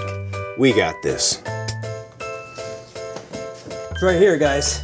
We got this. I thought I could handle it. We got this. Moving doesn't have to be a hassle. Call us first at 2 Men and a Truck. No matter the move, home or business, we'll make it a smooth one. I forgot something. We got this. One-of-a-kind group personal training workout resulting in more energy, visible toning, and extra calorie burn for up to 36 hours. Experience a more vibrant life today with Orange Theory Fitness. To find out more, go to orangetheoryfitness.com. Tallahassee Dodge Chrysler Jeep Ram is the Jeep headquarters of America. We've purchased over 100 Jeep Renegades, and they've all arrived and are on the lot for immediate delivery. 2018 Jeep Renegade Latitude with MSRP starting at $25,120. On sale now for $18,870. That's a savings of $6,250. A new Jeep starting at only $18,870. Those prices are unheard of and can only be found at your Jeep headquarters of America, Tallahassee Dodge Chrysler Jeep Ram. No other dealer can offer you this kind of savings. We buy in mass quantities and pass along the savings to you. 2018 Jeep Renegade Latitude starting at $18,870. Payments as low as $299 a month. On the corner of West Tennessee and Capitol Circle, where we're right on the corner and always right on the price. Check us out on the web at TallahasseeDCJ.com. All prices include rebates and incentives plus tax, title, and dealer fee. State number 18J605. Must finance through Chrysler Capital and qualify for all rebates and incentives. Need help moving? Two Men and a Truck Tallahassee provides professional home and business move services, both locally and long distance. For your next move, visit twomen.com or call them at 850-224-2232. Two Men and a Truck, the movers who care.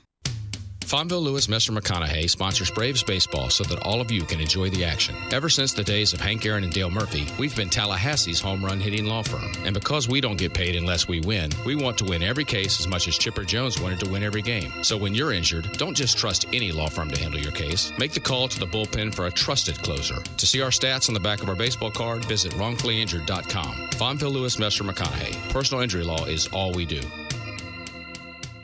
Hi, Chris Kraft for Kraft Nissan. Look around. That's right, you see Nissans everywhere. Tallahassee has officially become a Nissan town. Kraft Nissan Town. Why? Because all of our new and used cars, trucks, and SUVs are on sale every day to save you thousands. And at Kraft Nissan, all new vehicles come with factory rebates and special low interest rates. You get both. On top of that, Kraft will give you actual cash back and $1,000 over Kelley Blue Book for your trade. At Kraft Nissan, you get the best value for your hard-earned dollar. With more standard safety features, our exclusive and the original free lifetime warranty, our Easy Choice menu that gives you a price and payment in writing, our New For You program that helps people with damaged credit. And listen to this, now through month end, Kraft Nissan is including 4 years or 40,000 miles of free oil changes and tire rotations on all new Nissans. Bottom line, if you need a new or pre-owned car, you need to experience the Kraft Nissan difference. Kraft Nissan on Mahan Drive between Academy Sports and Costco. And remember, if you don't see the Kraft tag on your car, you paid too much, way too much.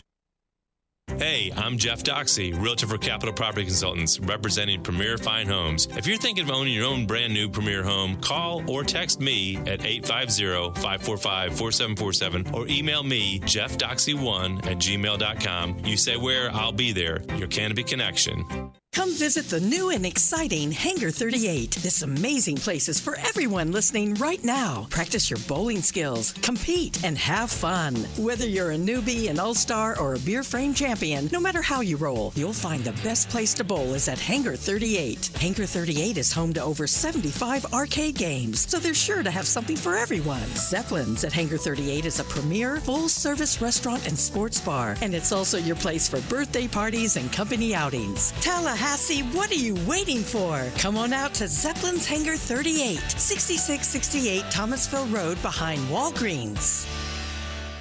You're locked in with the Jeff Cameron Show on 97.9 ESPN Radio.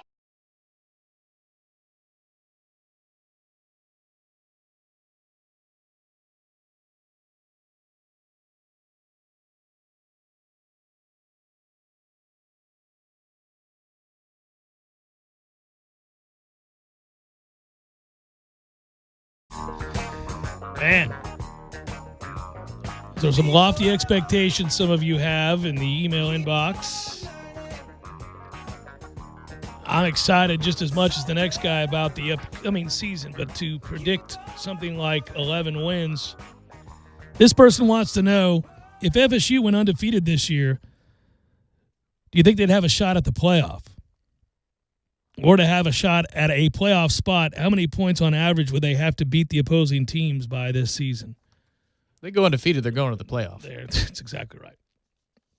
Joe, I appreciate the question. They are going to the playoffs if they go undefeated. It means they went on the road and beat Clemson. It means they went on the road and beat Florida.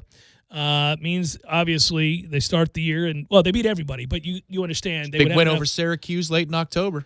If Syracuse is anywhere close to as good as they were a year ago, that is a nice win on the ledger. I mean, we will forever, I don't know about forever, but for a long time have this image of Syracuse because they were coming off a back-to-back 4-8 seasons. They hadn't mattered in college football in an awful long time. In some ways, we look at last year as a complete fluke. You don't trust them. It takes a while to change perception. But if they're a 9-10 win season again this year, and obviously you've seen the way they've played Clemson, they may be a legitimately good football team is all I'm saying. If you get that win, you'd be happy about it. We will certainly know what Syracuse 2019 is by the time they come here. It's not an early season matchup where you're kind of getting a feel for the year. They'll have played Clemson. They'll have played some tougher ACC road games, all that stuff. They'll be battle-tested.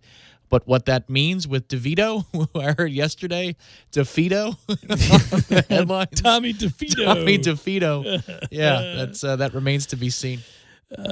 He is well thought of, and I can tell you because I did sit down and talk with Dino Babers. You can tell he has a lot of faith in what Tommy DeVito is going to be for them. He likes him a lot, and he reiterated it more than once in my conversation with him. He thinks they're going to be pretty damn good on offense, and I don't blame him for that. I mean, they've got some reason to be hopeful there. He's worried about up the gut on defense. He still loves off the edges on defense, but if he had one concern, it was down the middle, the spine of the defense. The only thing I'll say again about that situation is it's interesting to listen to him talk because I did this, the guys at War Chant did this, because he had been on staff at Baylor with Kendall Briles. A lot of people wanted to ask him about, your time with Kendall, what stood out to you. You were already part of the staff once he came on. What did you see in terms of his development? And he was more than willing. I give him credit for this. He was more than willing to entertain those questions, answer those questions. Typically you're there to celebrate your program. You don't prefer to go do media interviews on ACC kickoff, during ACC kickoff and talk about other people's programs. But he was great with it. He's an affable guy. He's an intense guy, but he was fun. But, and you were there, you know this. He also is kind of revealed that he doesn't love coming down to Tallahassee to play. There's an intimidation factor, surprise. Syracuse has not had success down here. They've come down here, and they've been largely throttled. They at least have a chance for it to be under 90 degrees when they come down here, though. If it was a September date, I think he'd hate it a lot more. Although the Carrier Dome, from what everybody says, is pretty terrible and up sticky. There. Yeah, sticky, no air conditioning, despite being sponsored by Carrier. I know. It doesn't make any sense whatsoever. But it's true. But, But it was interesting to listen to him. Samsung Dome. It doesn't have a Jumbotron. It made me laugh. Just to his reaction when he was asked about it, I thought, well, that's certainly curious that he didn't sound defeated, but didn't it raise an eyebrow with you when he talked about, going down to Tallahassee is always it's always tough, I can tell you that. He sounded like I used to ask Mike Martin about places he hated to go and play, and we would always go through the schedule, and there was a stretch of about 10 years where you'd have thought he had chalked up at least a series loss, 2 out of 3, to Clemson any year we were going on the road to face them. Yeah. I mean, he hated that atmosphere. Honestly, I think part of that is I think it was on the heels of the Briles question. I may be wrong, but what I would take out of it is he's thinking that Kendall is going to help the scout, right? I mean, the thing about playing Jimbo's team or last year in transition is the speed with which Syracuse plays is not something that we are prepared for at Florida State historically. That changes now. It changes in a big way now. Absolutely it does. It's going to be all we see. I was talking with Tom Block earlier this week, and tonight you can hear that show, Front Row Knowles, great show, right after mine ends. But we were kind of talking about that shift and the impact it'll have on this team, meaning what you see every day in practice matters. What you see, if you're going up against a pro-style offense, obviously when the season starts, if you go up against another team that runs a pro-style offense, you've got a pretty good handle on what they're going to be attacking and why and what the principles are behind it. You see it every day.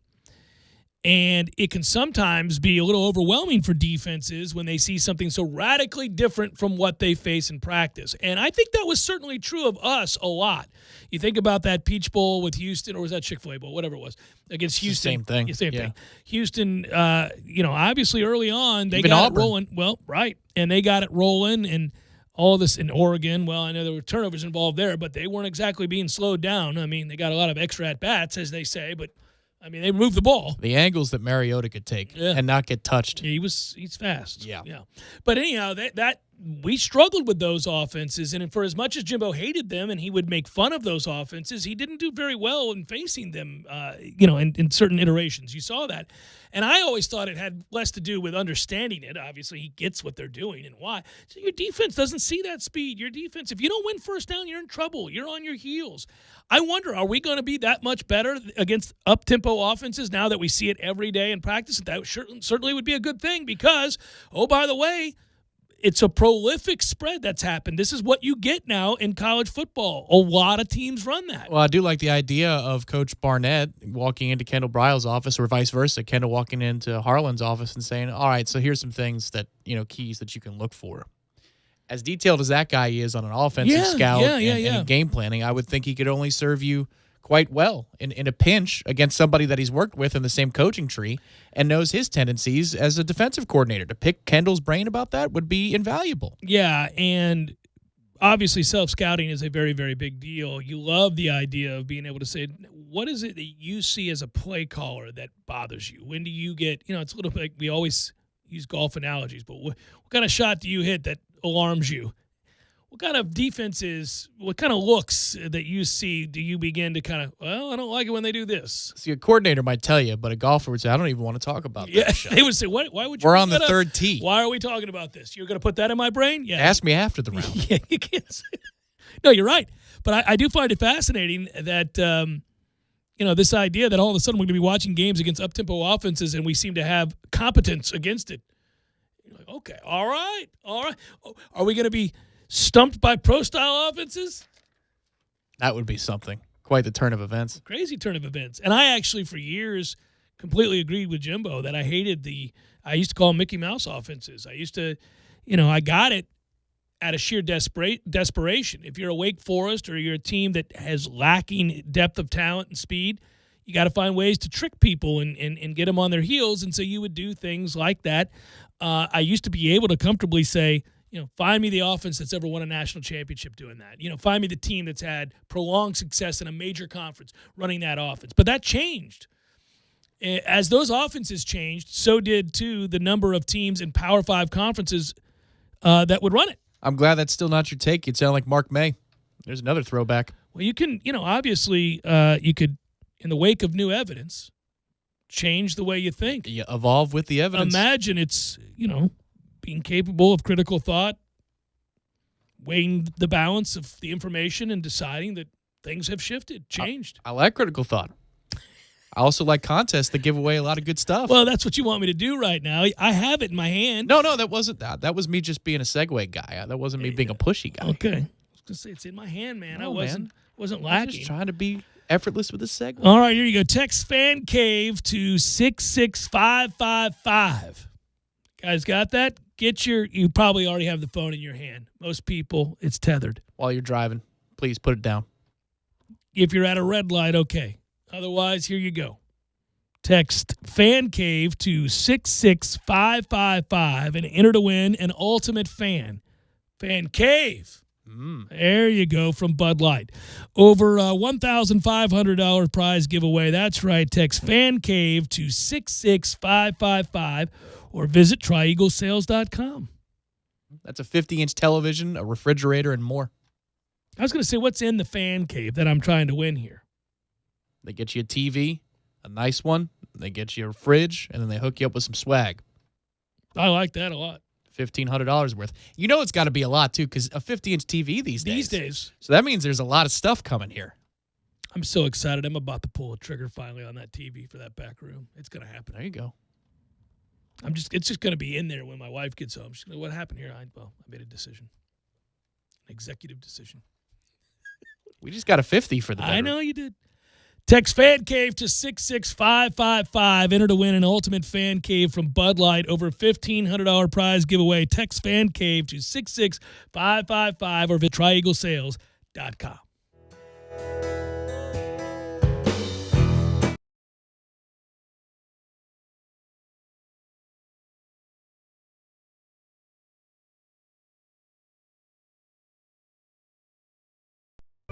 Sorry, boys, I did not have time to pack. We got this. It's right here, guys. We got this. I thought I could handle it. We got this. Moving doesn't have to be a hassle. Call us first at 2 Men and a Truck. No matter the move, home or business, we'll make it a smooth one. I forgot something. We got this. It's your ticket. Claim it. Must be 18 or older to play. Play responsibly. T-Spark Enterprises, roofing and construction services. T-Spark, TSparkConstruction.com. It's been many months since Hurricane Michael devastated our area. Many people are still dealing with the damages and finding it hard to get a local contractor to contact them. Are you struggling with getting assistance to fix your damages? Are you feeling like your insurance company is not being fair? If your answer is yes to any of these questions, we can help. My name is Travis, owner of T-Spark Enterprises, and I'm asking you to give us a call today for your free consultation. Let my company guide you through the process to get your home back to normal. Call 850-766-1340. T-Spark Enterprises, roofing and construction services. T-Spark, TSparkConstruction.com. License number CCC 1331204. Who's ready for the best wings in Tally and locally brewed beers? Hobbit American Grill is the place to be. They've been voted Tally's best wings again in 2018. Hobbit offers Bingo Mondays, happy hour all day Fridays with craft beers on tap from all the local breweries. And the Hobbit is your home for all the UFC fights with plenty of high-def TVs for everyone. Be on the lookout for the food truck coming soon with the best lip-smacking wings in town. Hobbit American Grill, celebrating 40 years of serving great food to great friends for good times. For info on their hours and 3 locations, visit them online at myhobbitonline.com. Just like football, when it comes to the court of law, you're going to need a solid defense. I'm Michael D. Blank, attorney with the Law Office of Jose Fernandez in Tallahassee. At the Law Office of Jose Fernandez, there is never an upfront fee, and if we don't recover, then you don't pay anything. Our team is dedicated to handling all types of accident, injury, negligence, malpractice, and wrongful death cases. If you're unable to come to us, we can come to you day or night. Call us now, 855-HOSE-305, for your free consultation today. The Law Office of Jose Fernandez. We don't get paid until you do. Offices, Tallahassee, Miami. JRFinjury.com. Go Knowles. Barry knows cool. He's keeping you comfortable. Barry knows cool. You can put him to the test. You can't protect against everything life has in store, but you can sure try. When you turn to the experts at Carrier and Barano Heating and Air, we help you protect your investment with regular maintenance options that can keep your system safe. Receive same-day service when you sign up for the Total Comfort Service Program at baranoac.com. Florida license number CAC 1816186. ESPN Radio Sports Center. I'm John Ryder. Raiders receiver Antonio Brown's foot problems have been a result of Brown not wearing the appropriate footwear when he entered a cryotherapy chamber last month in France and leaving his feet frostbitten. However, the injury is not considered long-term. Patriots have had joint practices with the Lions in Detroit, with the teams facing off in their first preseason game tomorrow night. Lions quarterback Matthew Stafford on Patriots quarterback Tom Brady. He's extremely, consistent. Obviously, a really talented guy. Likes to talk about where he got drafted and all that. But the dude's got a lot of talent too. So he still throws it really well. You can see it out there. He throws it great. So he's just doing the same old stuff he's always been doing. He's, played at a high level for a really long time. It's impressive. What he's been able to do, and it's not like he's just coming out and playing okay ball. He's playing really, really high-level football and doing a nice job, so it's impressive. Also, Patriots wideout Josh Gordon has applied for reinstatement. The NFL will now review Gordon's file to see if he is adhering to his treatment plan after multiple substance abuse violations. Baseball, Mets beat the Marlins 7-2. Great news. There's a quick way you could save money. Switch to Geico. Geico could help you get great coverage at a great price. And it only takes 15 minutes to see if you could save 15% or more on car insurance. Go to geico.com today and see how much you could save. Broadcasting live from the Tallahassee Dodge Chrysler Jeep Ram Fiat Studios in the capital city of Tallahassee. This is the Jeff Cameron Show, brought to you by Cornerstone Tool and Fastener on 97.9 ESPN Radio. Balls McWednesday, brought to you by Hobbit American Grill. Hobbit American Grill, celebrating 40 years of serving good food to good friends for good times. Online at myhobbitonline.com.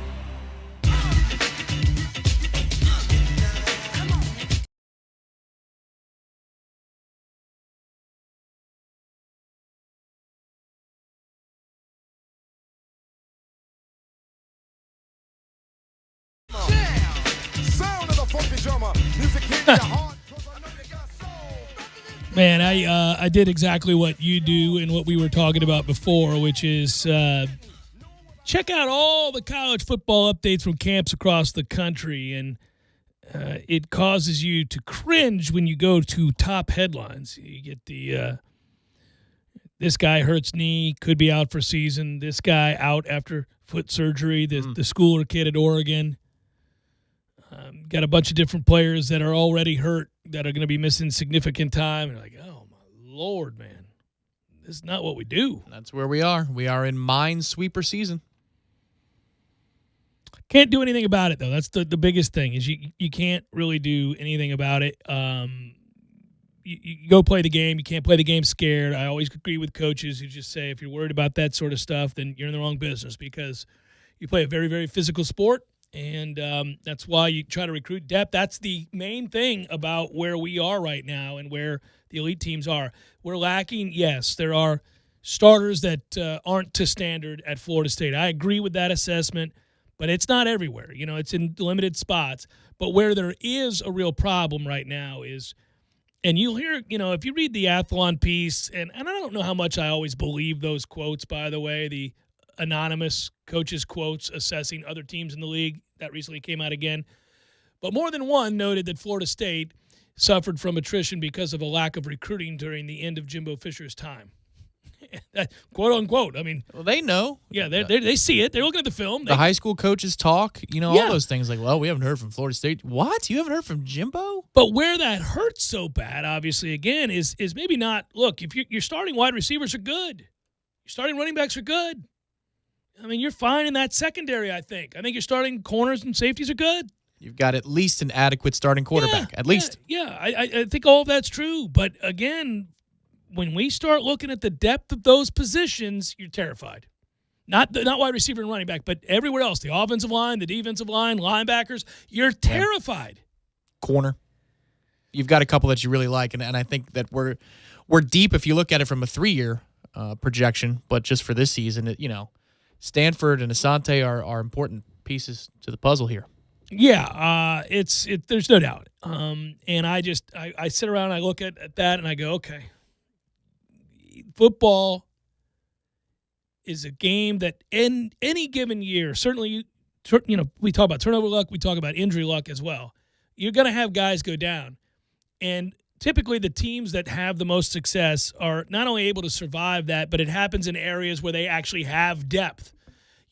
Most great teams have an area of weakness. Everybody does. It's just they don't have a multitude of them, and they don't suffer injuries in those areas that leave them with a true freshman who's not ready to play. You know, like we did at, say, quarterback. Yeah, Clemson's secondary was nothing great, you know, by judging by their standards, judging by the standard of elite college football programs. Got covered up a lot because of the dominance of the front. Exactly. And so you didn't have to worry about it. By the way, the Heisman odds, if you care about that sort of thing, I don't. Phil Steele does. Wrote about it. He's also, I think, the guest coming up on Front Row Knowles later. That is correct. But went through and took a look at the odds, and I think we all know that it starts with Trevor Lawrence. It does. And then would you say, could Oklahoma do something nobody's ever done? Could Jalen Hurts win it? Ugh, no, I don't think so. I almost think there'd be a reluctance to give it to another Oklahoma quarterback. Probably. I think it's Lawrence and then Tua, because Tua got screwed last year. The problem is Tua is going to be judged against his season last year that he didn't win the Heisman for, and the numbers can't be as good, can they? No, they can't be. So what do you do with that? You're like, well, he wasn't as good as last year. Well, no, I said at the end of last year, that was your chance. Yeah. That because that little dip at the end and then the rise of Kyler Murray, I thought, oh, man, that's going to suck for Tua. Not that I'm going to lose sleep over it, but I thought, man, this is terrible. That kid, that was the recency bias, ridiculous. That was the season to do it. You were going to win it, and you should have won it, and then you didn't, and now Trevor Lawrence is going to win it. They are loaded. I mean, it would take something crazy for Oregon to go like undefeated, right? And Herbert to be the quarterback, and I guess to be Jake the leader. Fromm is. You didn't have to look. Georgia could, You really trust him to do that, though? Well, I don't think the way they play the game is going to allow for him to do that. He completes a high percentage of his passes, but the yardage and the touchdown. Well, I think he threw for 30 touchdowns last year, but maybe the yardage won't be where it needs because they're always loaded at running back, and they're going to run the ball and be physical. And what you would hope for if you really care about the Heisman, it's a little weird, but okay. And your team is not Clemson, is that ETN goes nuts this year, and so they cannibalize each other, Lawrence and ETN, for the same votes. ETN could. That is true. 100% true. You want an outside guy? Well, Steele seems to think it's Sam Ehlinger. People would want to vote for it, I think, because it's a new arrival to the conversation. They would have to win the Big 12, first of all. All right, so let's start with that. They got to win the conference, and they have to end up having a big year. There will be moments where he could have signature games. For example, the one against LSU in Week 2. Yeah. And for that matter, people will talk about Joe Burrow at LSU. If you're going way out, off the range, they seem to like here, him again. I don't know. They always like their quarterbacks. He's allegedly a dark horse candidate for the Heisman. Okay. Ehlinger could be a candidate because of the way he plays the game. He'll have more memorable plays because he can run people over, run through people, and then make some throws. So if you're just talking about a highlight mashup, I think he'll fit that mold. But they got to prove it. I mean, that's you picking them to go 11-1. I don't know. I do this with all of these dark horse candidates. Same thing I do with Shea Patterson at Michigan. Because of the way they play and because they have yet to prove it, like you're saying with LSU. I mean, the love of Michigan that I see throughout publications, I don't get. By the way, Steele's amongst that group. He's a guy that expects Michigan to go undefeated. He said Michigan will go undefeated this year. Did he really? Yes. Well, he did that with us for a lot of years. Well, no, I mean, listen, the man. The wrong ones. The man does his research. He works hard. I don't begrudge him his opinion. That's fine. Where is this coming from? They've got a very good offensive line, and so you might say, all right, that certainly is going to help him keep upright, but also they're going to implement a new offense. They're running more of a spread offense at Michigan, so maybe there's a chance for better numbers there. The weather oftentimes is a real problem for a quarterback in that offense. But it's Michigan. What are we looking at here? He gets opportunities. They've got games against Notre Dame, Michigan State, Ohio State. Those are marquee games. Remember, those guys, all these guys that you would look at in this list, they've got to have big games and big moments. The games are there, but, man. Yeah, you got to have the stage. You got to have a couple primetime games, even if you don't deserve it. Like if that game's not worthy because, let's say the SEC has a good one. Right. 8 o'clock matters. That matters a lot. It does, yeah. A lot of eyes on sets, man.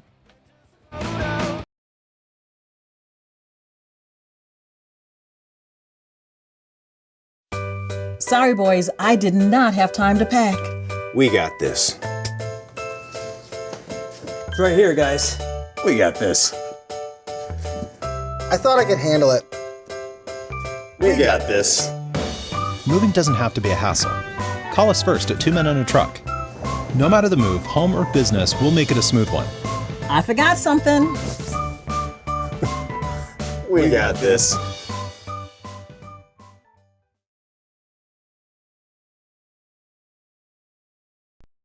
We have an opportunity to build this program back to where it belongs, together. Every day we get one step faster, one rep stronger. The journey to the top includes you. We are one tribe together, and we remain unconquered. We need you in Doak Campbell Stadium this fall, and that begins by getting season tickets now. Visit us online at Seminoles.com or call 1-888-FSU-NOLE and get ready to hear Touchdown, Florida State! very soon. Thursdays are Friday Eve, and that's a reason to celebrate. No matter what you're looking for, they've got you covered every Thursday down in College Town. Centrale offers 50% off select pizzas all day, every Thursday. Or you can stop by Township for Taco Thursday. $2 house tacos, $2. Madison Social offers the Social Agreement. You and a buddy can split 1 Aurora wings, 2 Madso burgers, 2 bourbons, 2 proof Madison Socials, all for just $40. See what they did there? And don't worry about parking. Plenty of spaces available in the parking deck or surrounding lots. Check out all the Thursday Collegetown deals right now on ThursdaysInCollegetown.com. Exciting news for you loyal Florida State fans. Now you can show your Seminole pride plus get 15% off all regular priced FSU merchandise during Team Tuesdays. Remember to stop by any Garnet and Gold store location on Team Tuesdays and take 15% off all regular priced FSU apparel. It's that easy during Team Tuesdays at Garnet and Gold. If you're a Seminole, we're your store. Shop local and go Noles. Stop by Garnet and Gold's 3 Tallahassee locations or garnetandgold.com. 2019 Nike Coaches Apparel has now arrived. Visit Garnet and Gold's 3 Tallahassee locations or garnetandgold.com. Pickens Tree Service has over 25 years of experience in cutting down. Appreciate the beauty of foliage on your property. Certain trees may pose a health risk to the owners. Pickens Tree Service will help you identify these potential issues and take preventative measures to remove the risk along with the tree. Just give them a call for a free estimate at 850-590-1833. That's 850-590-1833. Pickens Tree Service, Tallahassee, Thomasville, Quincy, Crawfordville, and surrounding areas.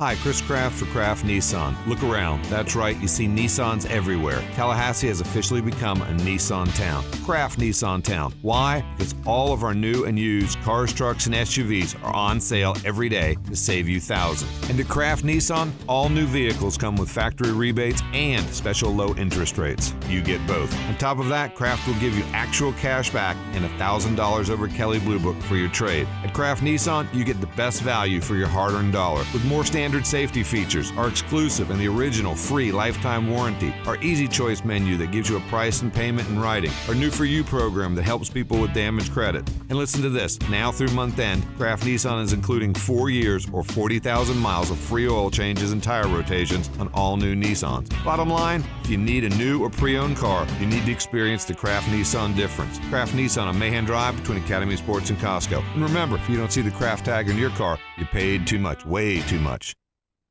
See, very intrigued by the Dan Le Batard Show on ESPN Radio. Imagine you are on top of a 40-story building and there's a giant inflatable landing pad at street level.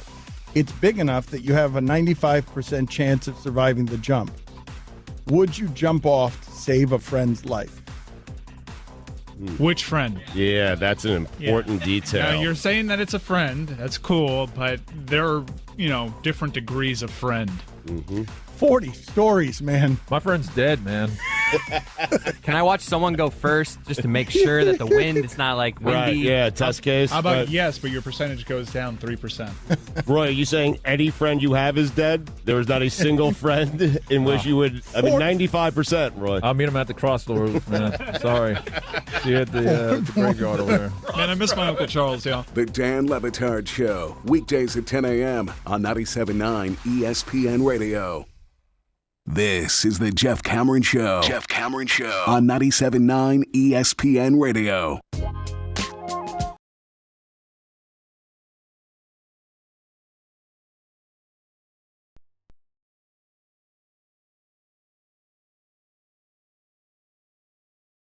Footage from the Tampa Bay Buccaneers camp.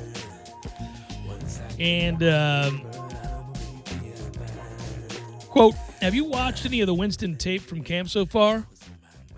He's very calm. Seems like a different guy. And I wrote back my response about confidence and, stronger and believes in the coach and all that stuff. And then I was reading on the heels of that text conversation, an article that was written, in Pro Football Talk, where the people that have attended, like Peter King and others that cover the league that have attended camp, said something similar. This feeling, this growing sense that marriage is going to be a good one and that Winston may surprise a lot of national people with the kind of year that he has. There was a reference there about some of the numbers that you and I know in the way that he played down the stretch. Tampa Bay had the number one passing offense in pro football last year. Now, that's kind of a misleading thing to say, right? But they threw for 5,125 yards. That's more than any other team in the league. And they completed 65 Bucs quarterbacks did 65% of their passes in doing so, averaged over 8.5 yards per attempt, 36 touchdowns to 26 interceptions, and yet they were sacked an inordinate number of times. So you see some of the other numbers suffer. But I would say that two things are true. Winston has been better than most of the people nationally will recognize or even know in his career. He's been a better player than they realize. And B, he's turned the ball over too much, which negates a lot of that good that we see week to week. And he's done so in some pretty critical situations, and it's led to a perception that he's been primarily a bust. Simply isn't true. He's not been a bust. But it is right to question coming into this season, is this the year where they will feel comfortable remaining married to Jameis Winston, or will they decide we can't do this any longer? He's had enough time. I understand the circumstances that would allow you to make an argument one way or the other. They're bountiful, but we're moving on. It's just been too much. One of those two things seems to be in the air. Obviously, not just because I want it to happen. If you listen to me on a regular basis, you know I think it's going to happen. I think he's going to have a very, very good season. I think their offense is going to be pretty damn good. Now, you always throw the caveat in there if they can avoid injury. And that's a big deal. That's everybody. We get that. But they've got a lot of weapons. This is a coach that has done a lot of great things with similar mindsets to Winston's. You go back to the MVP season that Carson Palmer had and his vast improvement under Arians. You go back and you look at all, whether it's Ben Roethlisberger, you name it. This is what he's done with guys. He's been able to mitigate some of the risk-taking while not completely neutering the down-the-field passing game. One thing I'd say about the Buccaneers franchise is they're betting on him being somebody that they're going to be married to because they put him back on the marquee this year. He's back on the stadium banners, and he took a year off, obviously, because he was suspended for 3 games and for a reason that you just can't partner yourself with, on the actual stadium itself. Sure. But they didn't have to bring him back and put him there this year. They could have put Devin White. They could have put Mike Evans. They could have put O.J. Howard, but they did. They decided to put him front and center. So that means to me that from a marketing standpoint, maybe a front office standpoint, that they want to move forward with him if they're given a reason. Number 2, practice reports from the last 3 or 4 days all say that he's come on a long way. The first week or so, the defense was throwing everything they could at the offense to try to confuse him, get him off their game. Sure. He's adapted, apparently, and he's adapted in a big way because everybody, like the questions now to Bruce are saying, another good day. He goes, this might have been his best day. The next time they see him, another good day. This might have been his best day. Well, you got to remember, Tom, that part of the decision to come out of retirement and come off the couch and to obviously get a full checkup from the doctors, et cetera, was because he loved the idea of working with Winston. And to me, when a guy has had the kind of success that he's had at multiple stops with various kinds of quarterbacks and has been tabbed the quarterback whisperer, that means a lot. It means that he likes what he sees from that player. He likes the film. He likes what he's witnessed. He likes the kind of player that he is. So you have a guy who's had a proven track record, who's been a coach of the year, believing in the player at the most important position, and that player who off the field has his life together. And that's the big part of it. It's understandable that culminates with a big season, right? It stands to reason that there would be people beginning to quietly say behind the scenes, between the marriage of Winston and Arians and then Jameis having his life together off the field as a father, as somebody's, and no more alcohol in his life, all that stuff, right? It residually pisses me off that he had to, but I'm glad that he has because now this could be because not only did he get his life together, he did that before last season started. Yes, he did.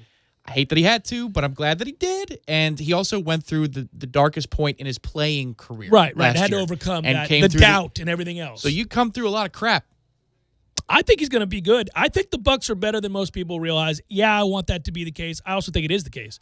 Now, personnel problems notwithstanding, you can't have Vita Vea miss the year. You can't have a medical report to come out okay. It can never be easy. It's just never easy. Final hour, hang in there.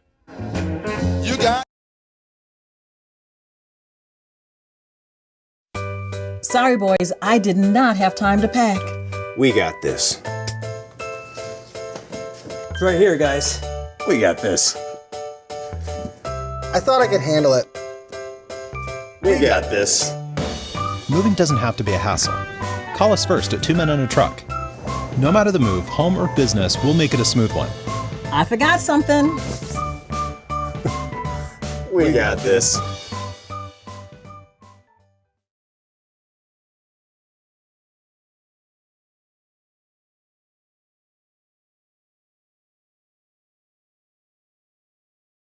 Games for Less, where they have both the PS4 and Xbox One. It's time to trade in your old systems and elevate your gaming experience now. Games for Less is also your headquarters for the best in retro gaming. Atari 2600, original Nintendo, Super NES, or Sega Genesis, you name it. They got it at Games for Less. Games for Less, the Super Walmart Shopping Center on Appalachia Parkway. Give them a call today at 850-219-3535. That's Games for Less. I'm in a lot better place than our guy Tom Lang, Eddie. He's at jury duty. I'm with you having a beer at Gordo's. Man, thank God. Jury duty. The worst. Dude, what would you say to get out of jury duty? That I'm famous. That works?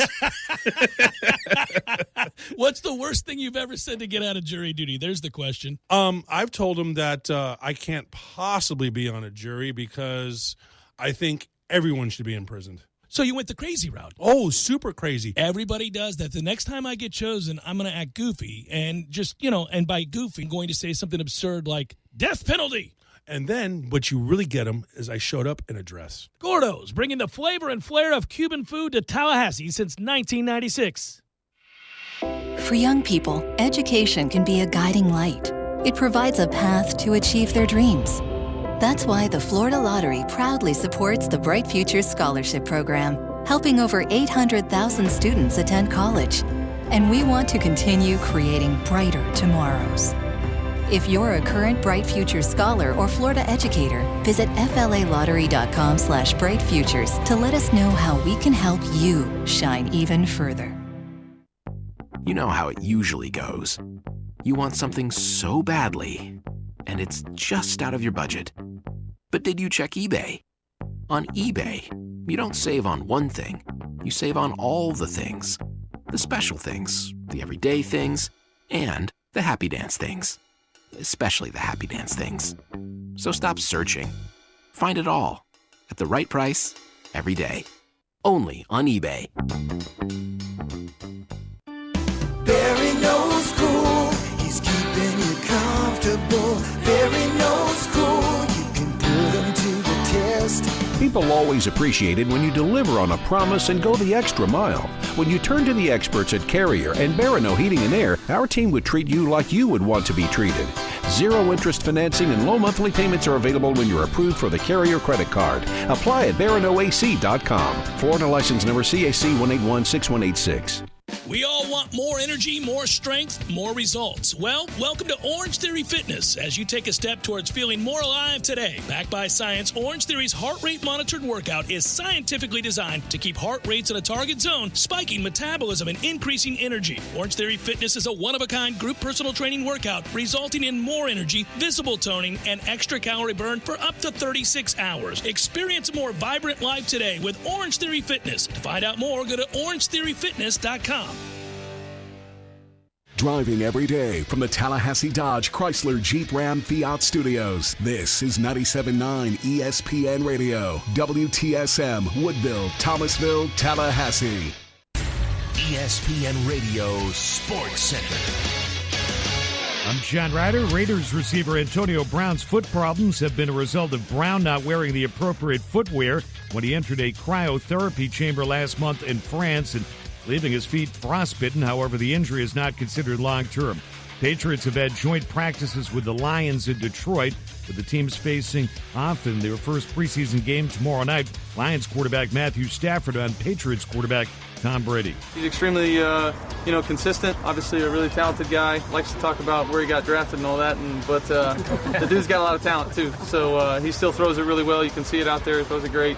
So he's just doing the same old stuff he's always been doing. He's played at a high level for a really long time. It's impressive, what he's been able to do. And it's not like he's just coming out and playing okay ball. He's playing really, really high level football and doing a nice job. So it's impressive. Also, Patriots wideout Josh Gordon has applied for reinstatement. The NFL will now review Gordon's file to see if he is adhering to his treatment plan after multiple substance abuse violations. Baseball, Mets beat the Marlins 7-2. Great news. There's a quick way you could save money. Switch to Geico. Geico could help you get great coverage at a great price. And it only takes 15 minutes to see if you could save 15% or more on car insurance. Go to geico.com today and see how much you could save.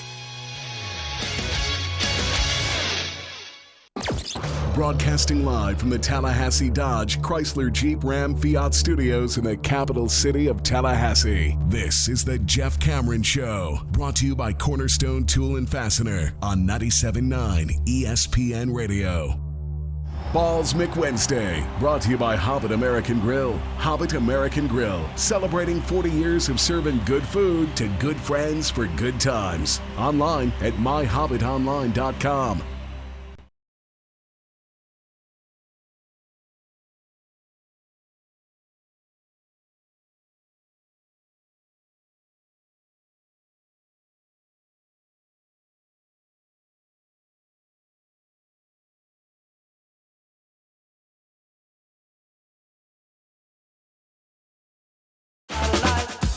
Final hour of the Jeff Cameron Show, at least for today. Thanks for tuning to it. Great to be with you.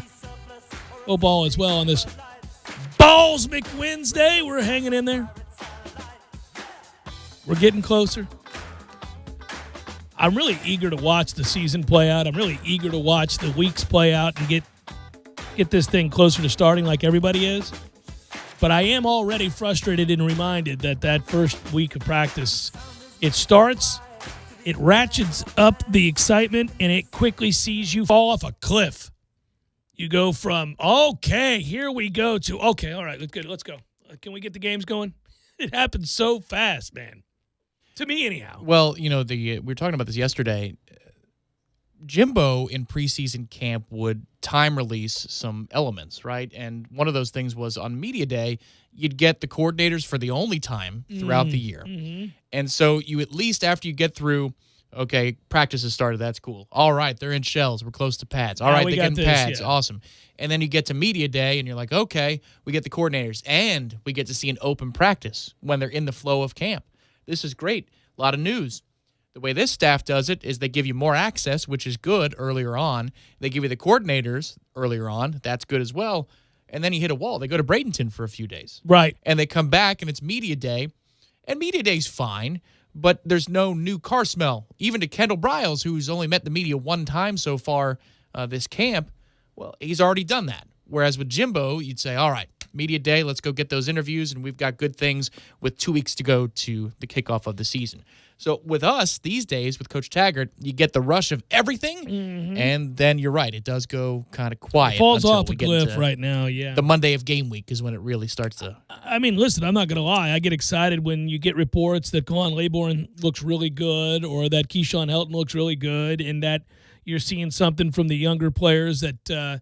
they're flashing, as Jimbo used to say all the time, that he was excited about certain guys. I know that, for example, Cam McDonald's having a good run so far. Little notes here and there have you excited. Well, and the good thing is you're going to get coordinators, more regularly than you did under Coach Fisher. But it's just the idea of things to look forward to, right? So for me, what I'm doing is I'm listening to the different college radio shows around the country. Obviously, we got Chuck on 1 to 3, but reading the reports from different camps because that's all new. That's still all new. So taking a look at the opponents for this year, any big-time injuries around the country, quarterback battles, ACC stuff. Big 12 is a conference that I really haven't done too much with yet. Obviously, the SEC you listen to a lot of here around these parts. But that's what I'm doing now. It's kind of like when we hit that lull after Charlotte. Now I'm getting some camp reports from the other teams just to get a sense, maybe for personal reasons and then also for show reasons of how everybody's shaping up so far. Do you feel like I do? I get excited more every day about this. It's not necessarily, again, the depression that follows when you think about why it is, but rather the excitement that comes with knowing that he's starting out anyhow as the real deal he was tabbed to be. Every day there's another story on Dante Lucas, and he was picked as one of 6 freshmen to watch in the ACC, and a story Mike Farrell did. And there's been, you're hearing those reports. I saw with my own eyes out there. what he does to the sled, and there's a level of athleticism and physicality and nastiness to his demeanor that is sorely needed for this group. And it looks like, frankly, I think he's going to start. I mean, from day one. Yeah. It's looking more and more like he's going to do that. Now, on the one hand, you'd go, good Lord, what does that say about the sorry crop of linemen we've had that this kid walks in here day one at a position where you simply can't do that usually, come in as a freshman and start on the offensive line. And yet he's doing it looking more and more like he's going to be that guy right from the get-go. Right. It's the two-sided coin thing that Ira brought up on Monday in your guys' interview, which was, well, Willie is praising him as the toughest guy on the line. And you're like, well, that's awesome. But he's the toughest guy on the yeah. line. He's a true freshman. The good thing is he's not a mean-spirited, mean-intentioned, wafer-thin freshman. He at least looks the part of an upperclassman at this point. Of course, he's going to carry more natural weight as he gets a little bit older. But, I mean, it's not like... strength will be the issue. I mean, I get that he's strong, especially for somebody his age. He is strong. But, again, you're talking about guys that have been in programs for 3 and 4 years that he's going to be going up against. I'm just saying at least he's not 275. Correct. Trying to play the interior. Yeah, I'm with you on that. No, I don't get depressed by that. I feel a sense of excitement because if you get a few more like him, you change the complexion of your offensive line immediately. He's going to make mistakes. He's going to make them with an edge. He's going to make them going full speed. And these are all the cliches coach uses, but it's true. I saw some quotes today. Actually watched them. WarChant.com, a video. I think it was Ryan Roberts who was available to the media today, the transfer lineman. Yep. And he was asked about Bavion Johnson and, described Bavion as the type who will pull you aside and tell you what you need to hear in good times and in bad. So Bavion, that is taking leadership of that O-line. If you can get a little nasty edge going in the interior, which is the guards are supposed to be that way. Right. They're supposed to be the maulers, right? But if you can have a little bit of presence with your center in Bavion and your true freshman in Dante, this is one of those years. We've talked about this in the past. If we take a personal foul penalty in the right circumstance, once in a while. Hey, listen, the 2013 team, they did some things to people that you just cringed. You'd go, oh, my. But it set the tone. You knock guys out of games. Through the echo of the whistle. That's those right. types of I things. mean, there were moments near the sideline, hadn't quite stepped out yet. Oh, he may have been driven into the bench. That's going to be a flag. But, hey, these things happen. I believe it's going to be welcomed with open arms if that's the way those two guys at minimum play in the interior. And maybe it can change the attitude, mindset, and maybe we play with a little bit of snarl for once on the O-line. I did an NBC Sports radio hit last night, and I was asked a question about James Blackman and about the quote-unquote quarterback battle. And I said, I really don't think it's going to be a quarterback battle. I don't think it is. I know they want competition, surely, and but I think James Blackman is the guy. And the next question was, well, will it matter at all given the offensive line? And I said, the more that camp goes on and the more that you hear from people over there, insiders over there, the more your relative ease with what you think they're going to do and be able to produce on offense kind of reflects. You feel that. The more at ease you are with that and the more that the focus becomes on what are they going to be defensively. It's strange. If you were asking me for one development in 7 days of camp, 6 days of camp, and practices beginning as they have where you can't really, only 2 days of pads, I'd say that the oddity is that almost universally, I can't speak today, it is Wednesday, that people have kind of softened their stance on what they think the offense is going to be, whether it was the Kendall Briles interview, whether it was the news that Bavion looks great and that obviously Dante Lucas comes in and is playing the part, and we saw the footage of Juwan Williams looking at least physical in some capacity. Right. It's against, It's against Adonis Thomas, but at right. least he had his hands on somebody. You're hearing that LeBourne is having a good – so that's a good sign. So anyhow, whether it's the competence or the step forward we think certain guys are going to make, influx maybe of a couple people, we kind of feel like the offense is going to be pretty good. And now all of our concerns have gone over to the defense. And the thing to say about that, though, is that they're going to have weaknesses. They're not a complete roster. They're not a complete team. You're not going to be able to describe each facet of this team in a way that you think is a strength against every opponent. Some of these things you're going to have to kind of try to hide, scheme around, hope that the other elements of your team will make up for these areas that are lacking. How do you do that if you're lacking at linebacker or depth of talent on the defensive line or what? Well, you score points. You give your defense a chance to not have to be the doomsday defense. It can give up 21 points and you can win a football game. That's how you do that. And when your program is in a position like this one, you hold your breath that it's the certain positions where you're exceptionally thin, things turn out okay, and they make it out of camp in one piece. That's the other part of it. When you're trying to build. That's a big knock on wood situation we're going to have all year long. I mean. Every time. Imagine a lineman goes down right now. Well, I mean, shoot, down in Tampa yesterday, Vita Vea is scheduled to have an MRI on Friday. Lovely. You know? And that feel, you can feel the vacuum for a Bucs fan. You go, oh, you got to be kidding me. Really? And that would be, knock on wood, if a lineman, I think either defensive line, given how your front has 3 good guys and then a bunch of unprovens, right? And then the offensive line, the interior, you can't lose Baby on. You can't lose a guy like Dante. So you just say, all right, get it to where it needs to go here. Let's be where we want to be with the 2 deep. It's funny. Yeah, the starters are all available for Boise as it stands now. Can we get there? Can we do that? Give us a fair crack at it. I used to only do that in spring because I always felt spring was so freaking useless. You know, as a player, I hated it. As an observer, I'm like, okay. I mean, I know it's necessary. It's good. You can install. You can do things. But I was always like, it would be senseless to have a guy lost for the season in a spring injury, right? Now I do it every day. Every day I get up right now, I'm like, okay.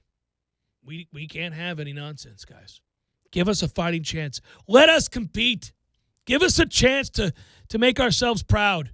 Don't you take our legs from us before we ever get on that field. Because it is such an important year to gather some momentum. Again, I'm knocking on wood, and I'm hesitant to even have this conversation, but we're all feeling it, right? Because they're thin at linebacker. They're thin at the defensive line. They're not deep on the offensive line. So you feel like any injury to one of those groups, and that's 3 pretty important groups, you go, oh, boy, that's going to be tough to overcome. You remember a college football video game did a little bit of this, but remember MVP Baseball back in the day for EA Sports? And you had the franchise mode. I remember Manny Ramirez on the cover. That's right. 2004. I think that's right. Yeah. That is correct. I didn't know if that was 04 or 05. But when you're doing contract signings, there's like a frowny face and then kind of a half frown and then a middle. It was like before emojis were really, really popular. They were like basically different emoji faces with colors. And you had to make that face smile. That was the whole key with the extension offer. And you would do the offer? And the guy would be like, well, I'm only playing twice a week. And so you got to get him in the lineup more to get that face change a little bit. I am 100% standard corrected. You Steel Trap. That's well done. It was 05. 05 was the Manny game? I had him reversed. I thought it was Pujols in 05. Mm-hmm. Pujols was 04. And then, because 05 had the good soundtrack to it. Much better. Also, the one with the game where you had the ramps and the golf carts. Mm-hmm. You know, so you could rack up the points. So I thought it was Manny. No, so Pujols was the 04. Son of a. Okay. That game was. Both of those games were so good. The whole point of this entire MVP exercise is I feel like we're a bunch of frowny faces in morale. You know, when it comes to game day. When it comes to game day, you got to win some games so these guys can believe in something. Even if you have an injury, let's just say half-riddled season, but you have enough victories along the way that they believe in the offseason that this isn't a waste of their time. It's really, really important. Yeah, no, I'm not in disagreement there, but I actually ratchet it back. I tell you, no, like by the end of this week, if by Friday we're still So tomorrow, tomorrow they're off. So they were done for today. They're off tomorrow. So if they get through Friday's practice, is what you're saying. Well, it will start to make me happy because, you know, at that point, when we come back next week, we're no scooter accidents, damn it. No, nothing dumb. Just nothing dumb that cripples us before we ever get the opportunity to take a step. Nothing dumb. Just get through. Like what's going on the other side of the with a certain Hard Knocks team. Yeah, I know. It's crazy. Jeff Cameron Show 97.9 ESPN Radio.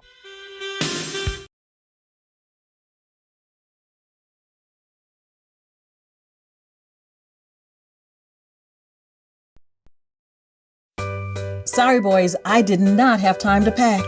We got this. It's right here, guys. We got this.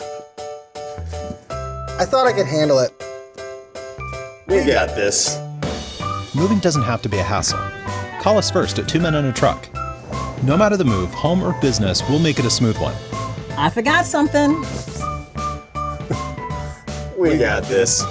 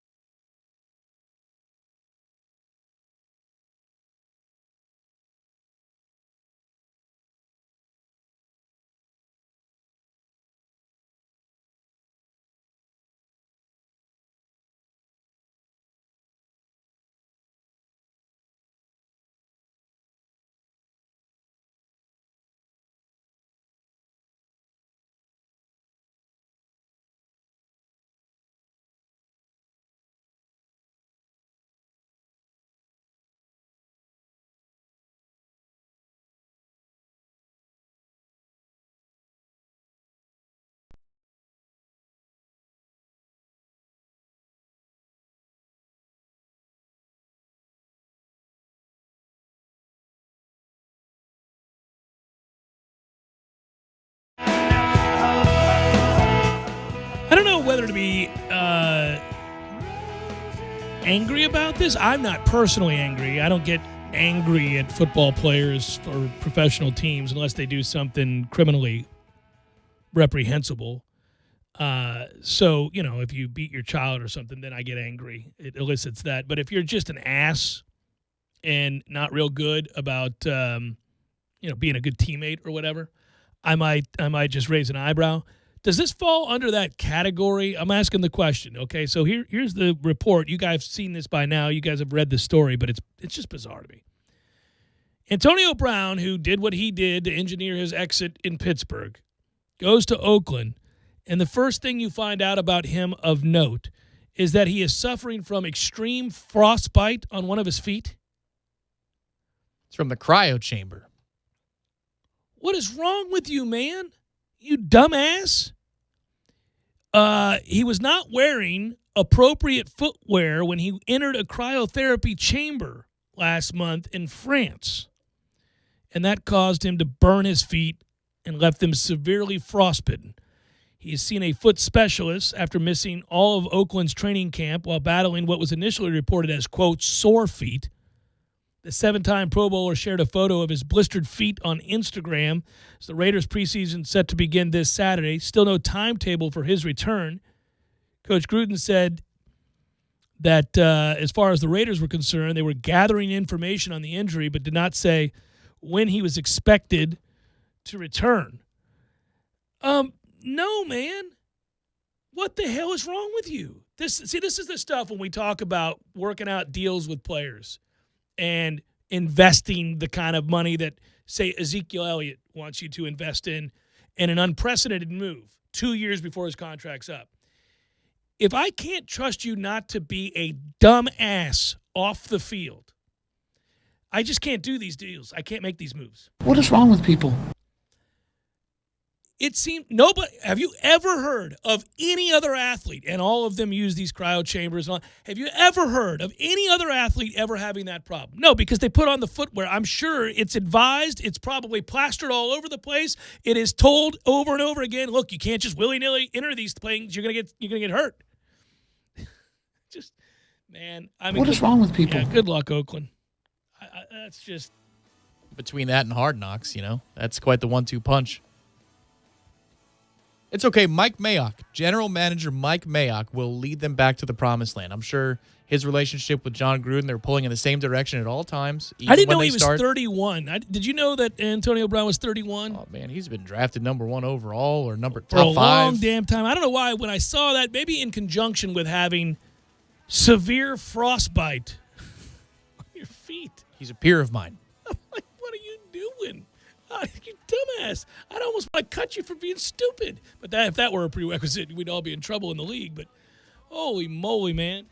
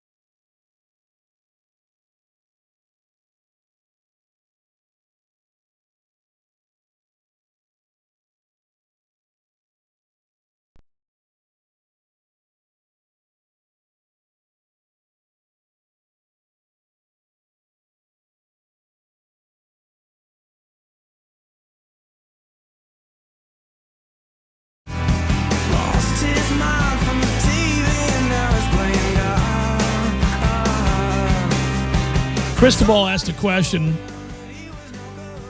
and it was, if you're running the FSU athletics department, you saw, by the way, where YouTube is on board, a new carrier for the ACC network. Hey, the more the merrier. Eventually, they're all coming on. It's going to happen. I'm pretty sure of that. I think we're going to be in good shape. I don't think that we have much to worry about. Once Xfinity says I'm in, we're good. Did you see the announcement of Disney Plus yesterday and the bundle that they're putting together? I didn't. I missed it. Just as a consumer of TV and movies and stuff? Yeah. Disney Plus, ESPN Plus, and Hulu all together, which could form quite a formidable sports package, especially if you're just a Florida State viewer by trade. It all gets lost, man. It's crazy, the options we all have. I like options. We all do, but we miss out on shows. There are a ton of good shows we're not seeing because it's on some network you haven't heard of that's over here, and it's I do miss sort of a centralized thing where if you came in through that door and said, hey, man, have you seen that new show on ABC? I mean, this would have been 25, 30 years ago. But I would have, no, but I know where it is. Okay, Tuesday nights at 9. It's good. You like it. Funny, edgy. Oh, okay. We all have ABC. I know right where that is. Tuesday at 9. Got it. Now, man, it's like, yeah, it's you don't have Hulu? Oh, you should buy it just for this one show. Yeah, you're like, this is crazy. And maybe I have Hulu. I think it came packaged with the other 16 things that I got when I bought this. Yeah, I think I got it with a magazine subscription. Yeah, I'm not sure. Because I'll get an email from a group asking me to renew my subscription to something I haven't watched in 2 years. I'm like, I had that? What is this? I could have been watching that all along. That actually happened to me. I love documentaries. I'm a big documentary guy. And a lot of the independent documentarians, they're not all Ken Burns, right? They don't all have mass distribution on Netflix and other places. So they'll make something on a very small budget, but is of a subject that I find infinitely fascinating. But I don't live in New York City or Los Angeles to see that debut at a small theater and hear about it. So I'll read about it, and then I'll find, oh, it's on this. What is that? I don't even know what that is. The Stegosaurus Network. How am I supposed to find that? And then Google. So what I did find was a place that collects a lot of those kind of independent documentaries, music, archaeology, history, crime, you name it, all in one spot, right? And I looked it up online, and I forget the name of it now, but I bought it. This was like 2 years ago because there was a documentary on dinosaurs that I wanted Bryce to see. And so I bought this thing because it was like $24 for the year. Mm-hmm. And I went, okay, I'll do it. I'll spring. You got me. Plus, I want to support the many documentarians out there, right? I forgot I had it. I don't remember my subscription. I don't remember what my passcode was to watch it. So did you get a renewal or did you get a new card and it said, please, new information needed? Yeah, they sent me an email saying they needed new information. And I'm like, I haven't watched this in 2 years. You're just taking my money. I had no idea. But now I'm excited because it opens up a whole new world that I paid for 2 years ago. So you gave it new information? Yeah, and I did. You're back. I'm back. We're going to have this segment 2 years from now. No, I'm going to remember because I went through the list and went, oh, I like that. I want to see that. Oh, that sounds like a good one. Okay, I'm going to watch that one. Oh, there's an entire new one on Jack the Ripper. I'm in. So all of that stuff.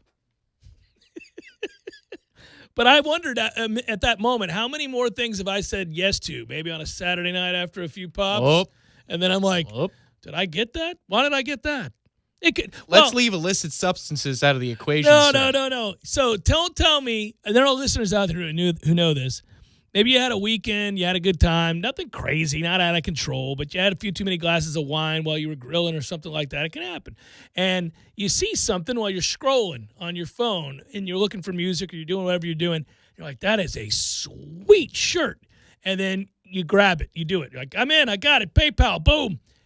Or you get something on Amazon that you've been needing. Oh, I needed that. I need to get this. But you forget you do it. Is there anything better in this world than coming home and seeing a package waiting for you?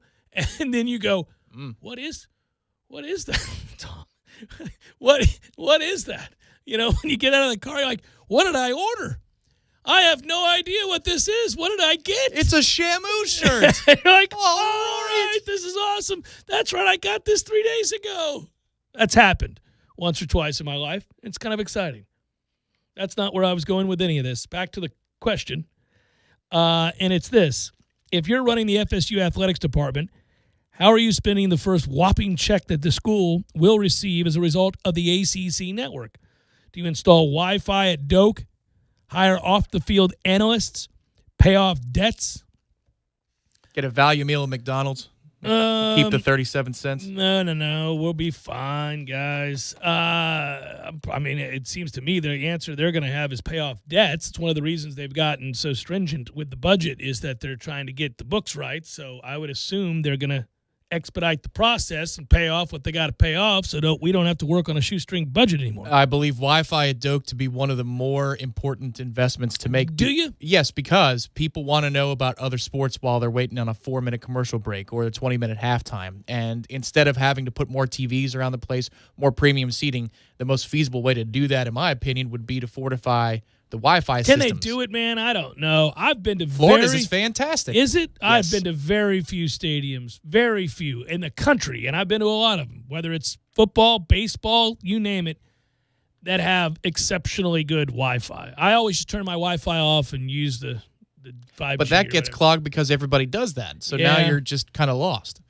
I honestly, maybe I'm conditioned to having crappy Wi-Fi because I attend Florida State events. I believe that's right.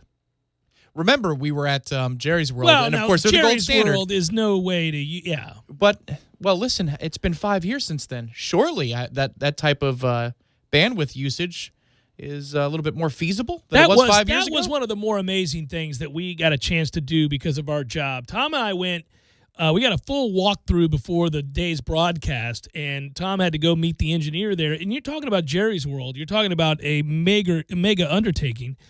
And so Tom's making sure the equipment's going to work and all that for our show the next day. And I got there early, and so they gave us this behind-the-scenes tour of that palace of a stadium. It's too distracting, first of all. I don't like the stadium. I love all the amenities, and I think that it's a marvel of technology in innovation. I get all of that. So I'm glad I did it. I'm glad we went around the place. But to watch a game there, I didn't enjoy it because, first of all, the size of the big screen, it just negates your ability to keep your eyes on the field and see the football game. You're always looking up at that screen, and depending where you are, there's actually kind of problems with the vision with that too. Right to the far sideline, yes. Yeah. So I don't love that design. I get it. I think it's amazing that I can see it 150 miles away.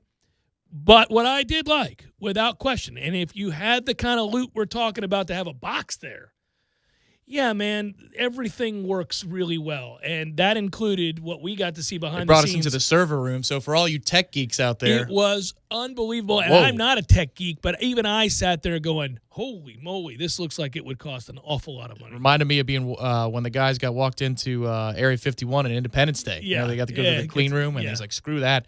And you just see all these people and all these, you're just like, wow, okay. There is an operation beneath the operation, and it is top flight. Yeah, so what was the gauge that we were watching where they were showing you that it was at 98.9%? They took us a speed test, the website that everybody uses, and it breaks it.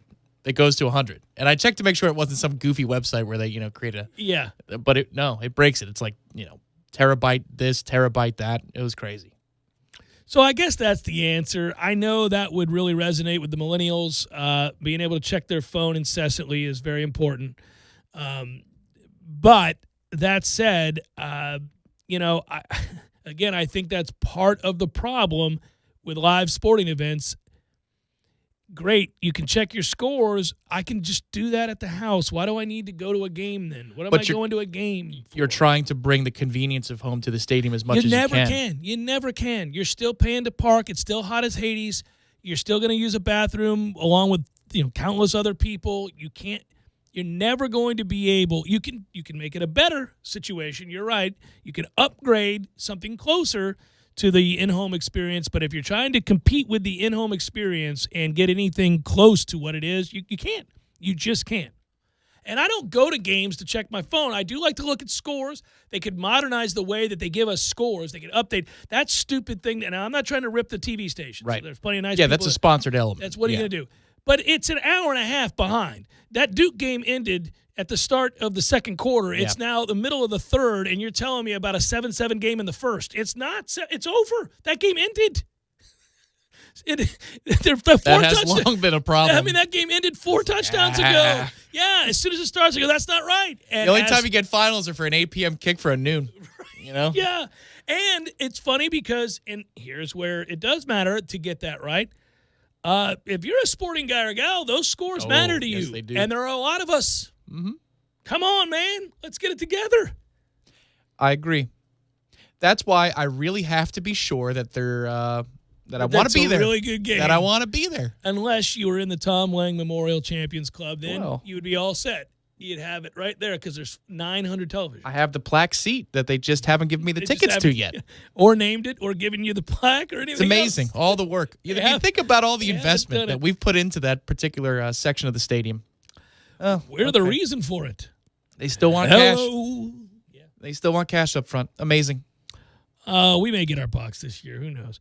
I think the answer to your question, Crystal Ball, is that they are going to they would use it to pay off debt. Tom wants better Wi-Fi at Doak for games he's not going to go to. Well, I said it's going to be a value meal purchase. Yeah, yeah. They could tell you tomorrow it's at 100%. You're like, I might go to one more game this year than I went to. Because you just assume watching. Next year, At home. because I'm going to be more efficient with my time. I understand. I'm not going to hijack my Sunday What's watching going the to 5 happen best to live games. sporting events, though, man? I swear there is something to being at a live sporting event. I sound like I'm trying to sell tickets now, but what's going to happen to the live sporting event? I think we flip positions in the argument in this segment because in have the a beginning little I bit. was arguing for Wi-Fi. I said, the hell with it. Still sucks to go to games. Well, I don't think it sucks to go to games. I like to go to games. I hate going to the slate of home games we have. But I like games. I like going to games. I could go to a live game every weekend at the expense of not seeing some of the other big games that are on simultaneously. If I could pick and choose, like if money were no object and I had a private plane, like Brooks Koepka getting on net jets everywhere. Right. Yeah. Well, and you had a private box because in Because September. then I would have to deal with the people. Well, in September. But the people.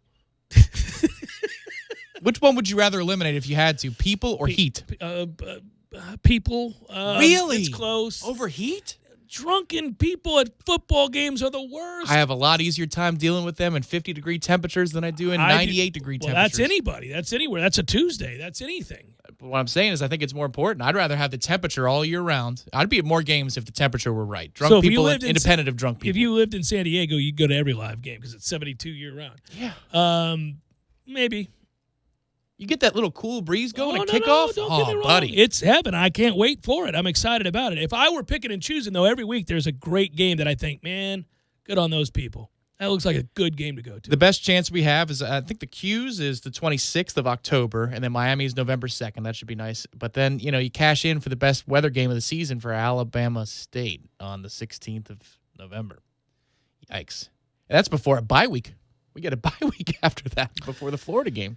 Yeah, but you and I were going to pick some places where it could be cold and go. We had talked about it for the bye week. We could say, you know what? Let's go take it to here. Let's go to a Wisconsin game. Let's go. I mean, that would be nuts. I'm sure the travel budget will come through. We've got it. Well, when you're rated as highly as the Jeff Cameron Show in this station, there's a chance, Tom. I mean, we are doing things and it's important for everybody. It used to be more hypothetical because we couldn't, verify such things. Only the word of mouth. I mean, and it's a strong word of mouth around town. Yeah, we weren't allowed but to. now you just see now we it. know. Now we just know. Now we look at the ratings and go, God dang. Oh, excuse me. Gosh darn. You said God dang. I did say dang, but That's it just fine. sounded like it was right up against it. No, you're okay. But we were just flabbergasted by how staggeringly high the ratings were. It's okay, business owners. Check it out. Oh, that was self-aggrandizing. It's the Jeff Cameron Show, 97.9 ESPN Radio.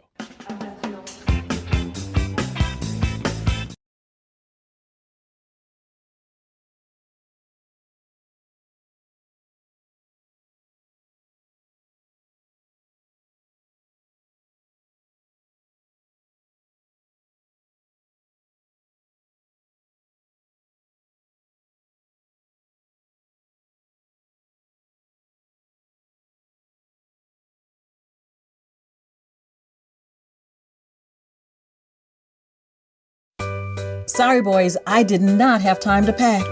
We got this. It's right here, guys. We got this. I thought I could handle it. We got this. Moving doesn't have to be a hassle. Call us first at 2 Men on a Truck. No matter the move, home or business, we'll make it a smooth one. I forgot something. We got this.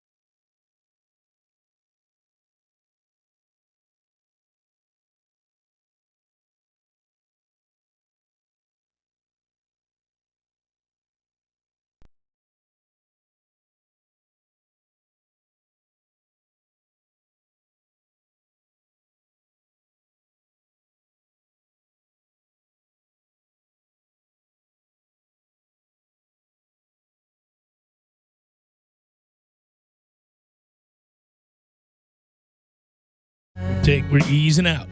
Taking you down a notch, right? Ease back. Taking a little baseball tonight. Maybe tune in to both the Front Row Knowles, which comes up next as soon as this show concludes. And then later on tonight on Sirius XM PGA Tour Radio, you hear the broadcast stylings of myself and the great Trey Jones, head golf coach at Florida State. Beyond the Tips. Prime time, Los Angeles, baby. Drive time, that is. I'm getting really excited because I drove by last week on Orange and I saw a piece of the new course that is to be, and there was grass out there, man. I've got to show you. I've done a couple of ride-throughs with him, and I got to show you. I've been meaning to do it. I've got pictures of entirely finished holes, buddy. Yeah, I saw some bunker structures along the fairways. It looks like you got some waist area bunkers. I don't know. I can't really tell. Yeah, it's going to be interesting. Of course, all leans to the right, so it's important to hit the fairway. You end up in some difficult lies. Lengthening the hole by 40 yards for no damn reason. Yeah, it's going to be fun. It's also going to just be picturesque from what I've seen. Not only physically being out there, but also the original artist rendering, which I know they're modeling after, is Jack's. Jack's good at what he does. I mean, it's not surprising. So, and Trey has worked real hard on that course and been a part of it every step of the way. He's out there every day. It's got to be peaceful. I know it's stressful, but it's peaceful to get out there. I walked with him one morning, went over to his office. There's nobody in the offices because the Seminole Golf Course is closed. So he's there by himself, and he's got all of this land, right? And then the workers are out there doing their thing. Day by day, you watch this come together, and you can look out his office window. But he's a guy who's of the earth. He's down on the ground talking to people, and he's got ideas that he adds to that and say, I don't want that there. Let's do this instead. And it's understood between he and Jack, those kinds of little things. But he runs each morning. He runs the course first thing in the morning. And so I said, that's going to be the most peaceful thing ever before the tractors get going and the flatteners get going and all that. He said, yeah. He said the first day he did it, security stopped him, wanted to know what he was doing on the course. Well, that's good that they have good security. Got to. But I said that's an awkward situation where you have the potential to be a real ass, but at the same time rightfully could be, a little taken aback. Well, I assure you, sir, I can be here. There's – I mean, I don't know what – this is sort of the – okay, listen, we haven't met yet. This won't ever happen again. I'm the head coach. All right, buddy, thanks for doing your job. I'll see you tomorrow morning. That's how you probably handle that, right? I mean, because that's a toughie. Otherwise, you're like, I most certainly will be here. So the new year will bring in a new golf course, huh? Yeah, they're looking at January. I'm going to guess February or March. He might get mad at me and send me a text right now for saying that, but it's just that every time it rains, you lose days, and there's nothing you can do about it. Yeah. It's a rainy season, and that's what's going to happen. So promise like March and then over-deliver. Right. Early delivery. Yeah. Get Jack down here. We'll do some shows. It'll be great. Come on in the studio, Jack. It won't be like when we spoke to each other in a cabin at Augusta National at the Masters, but nonetheless, we did develop a rapport that day that I think works nicely in our conversation to promote the new golf course. But it will be insightful for the thousands and thousands and maybe hundreds of thousands of people that tune into this fine program every week. That's right, who weren't able to be in that cabin at Augusta that day. Yeah. This would be a little bit different. Yeah, what a window. It would reach them. Let's do some probables where every day I look at the Mets and go, they're going to win that second wild card. It's time for, how you say, with the pitching, probables? By the way, I should mention before I get to the probables, the music's good with this. I actually like to do this right now. Forgive me. Noel fans, warchant.com has a flash sale. It ends tonight at midnight. No screwing around. It's not quite 6 o'clock. You've got time. Make it happen. If you subscribe by midnight tonight, you'll receive a $75 e-card to Adidas.com. Cool. $25 e-card to Garnet and Gold. Cool. And a 25% off your subscription. Also cool. That's a $125 value in extra apparel and discounts. You got to use the promo code Adidas. That's promo code Adidas. Adidas. Warchant.com, home of wall-to-wall FSU camp and recruiting coverage. Again, the Warchant.com flash sale ends tonight at midnight. No pussyfooting. Rangers, Indians, Lance Lynn going for the Rangers. Seems like he frequently does. He's 14-6. I had it all wrong. I said, what are they paying Lance Lynn all that money for? He's had a good year. Man. This is crazy. He pitched at least 6 innings now and 18 starts. During that stretch, he's 12-4 with a 3.07. Lance Lynn. What? Yes. Lance Lynn is in the midst of a Cy Young campaign, and none of us knew it. The Cleveland Baseball Club is choosing to announce later their starter. Same for some of the others today. Blue Jays going to throw Wilmer Font. Rays will throw Brendan McKay. Braves, Twins, Max Fried, Martin Perez, White Sox, Tigers in a game nobody will watch. My goodness. Ivan Nova and Tyler Alexander. We got the Rockies and the Stros. Peter Lambert, Garrett Cole. A's, Cubs. Did you see the A's just beat the brakes off the Cubs last night? My goodness gracious. We could have had a different game regionally, and they give us that one. It's 11-0 in the 5th. You'd think MLB Network would do the remember the Greg Gumbel move back in the day? Mm-hmm. There was only one channel for the tournament. They said, you know what? Sorry, guys. Yeah. This one's a 30-point game. So We're going to take it to Dayton. Yeah. Do it. Not Toledo, but Dayton. Yep, that's right. Athletics, Cubs, Homer Bailey, Jose Quintana. We got the Cardinals and the Dodgers. Jack Flaherty and Dustin May. Nationals, Giants, Joe Ross, Sean Anderson. Padres, Mariners, Joey Lucchesi. Yusei Kikuchi. I like him. Drew Pomeranz goes for the Brewers. They'll beat the Pirates and Trevor Williams tonight. The Yankees and the Orioles, James Paxton, John Means. Royals, Red Sox, Glenn Sparkman and Eduardo Rodriguez. And tonight, Phillies D-backs, Jason Vargas at Gallen. And that is a look at those that shall reside on the bump.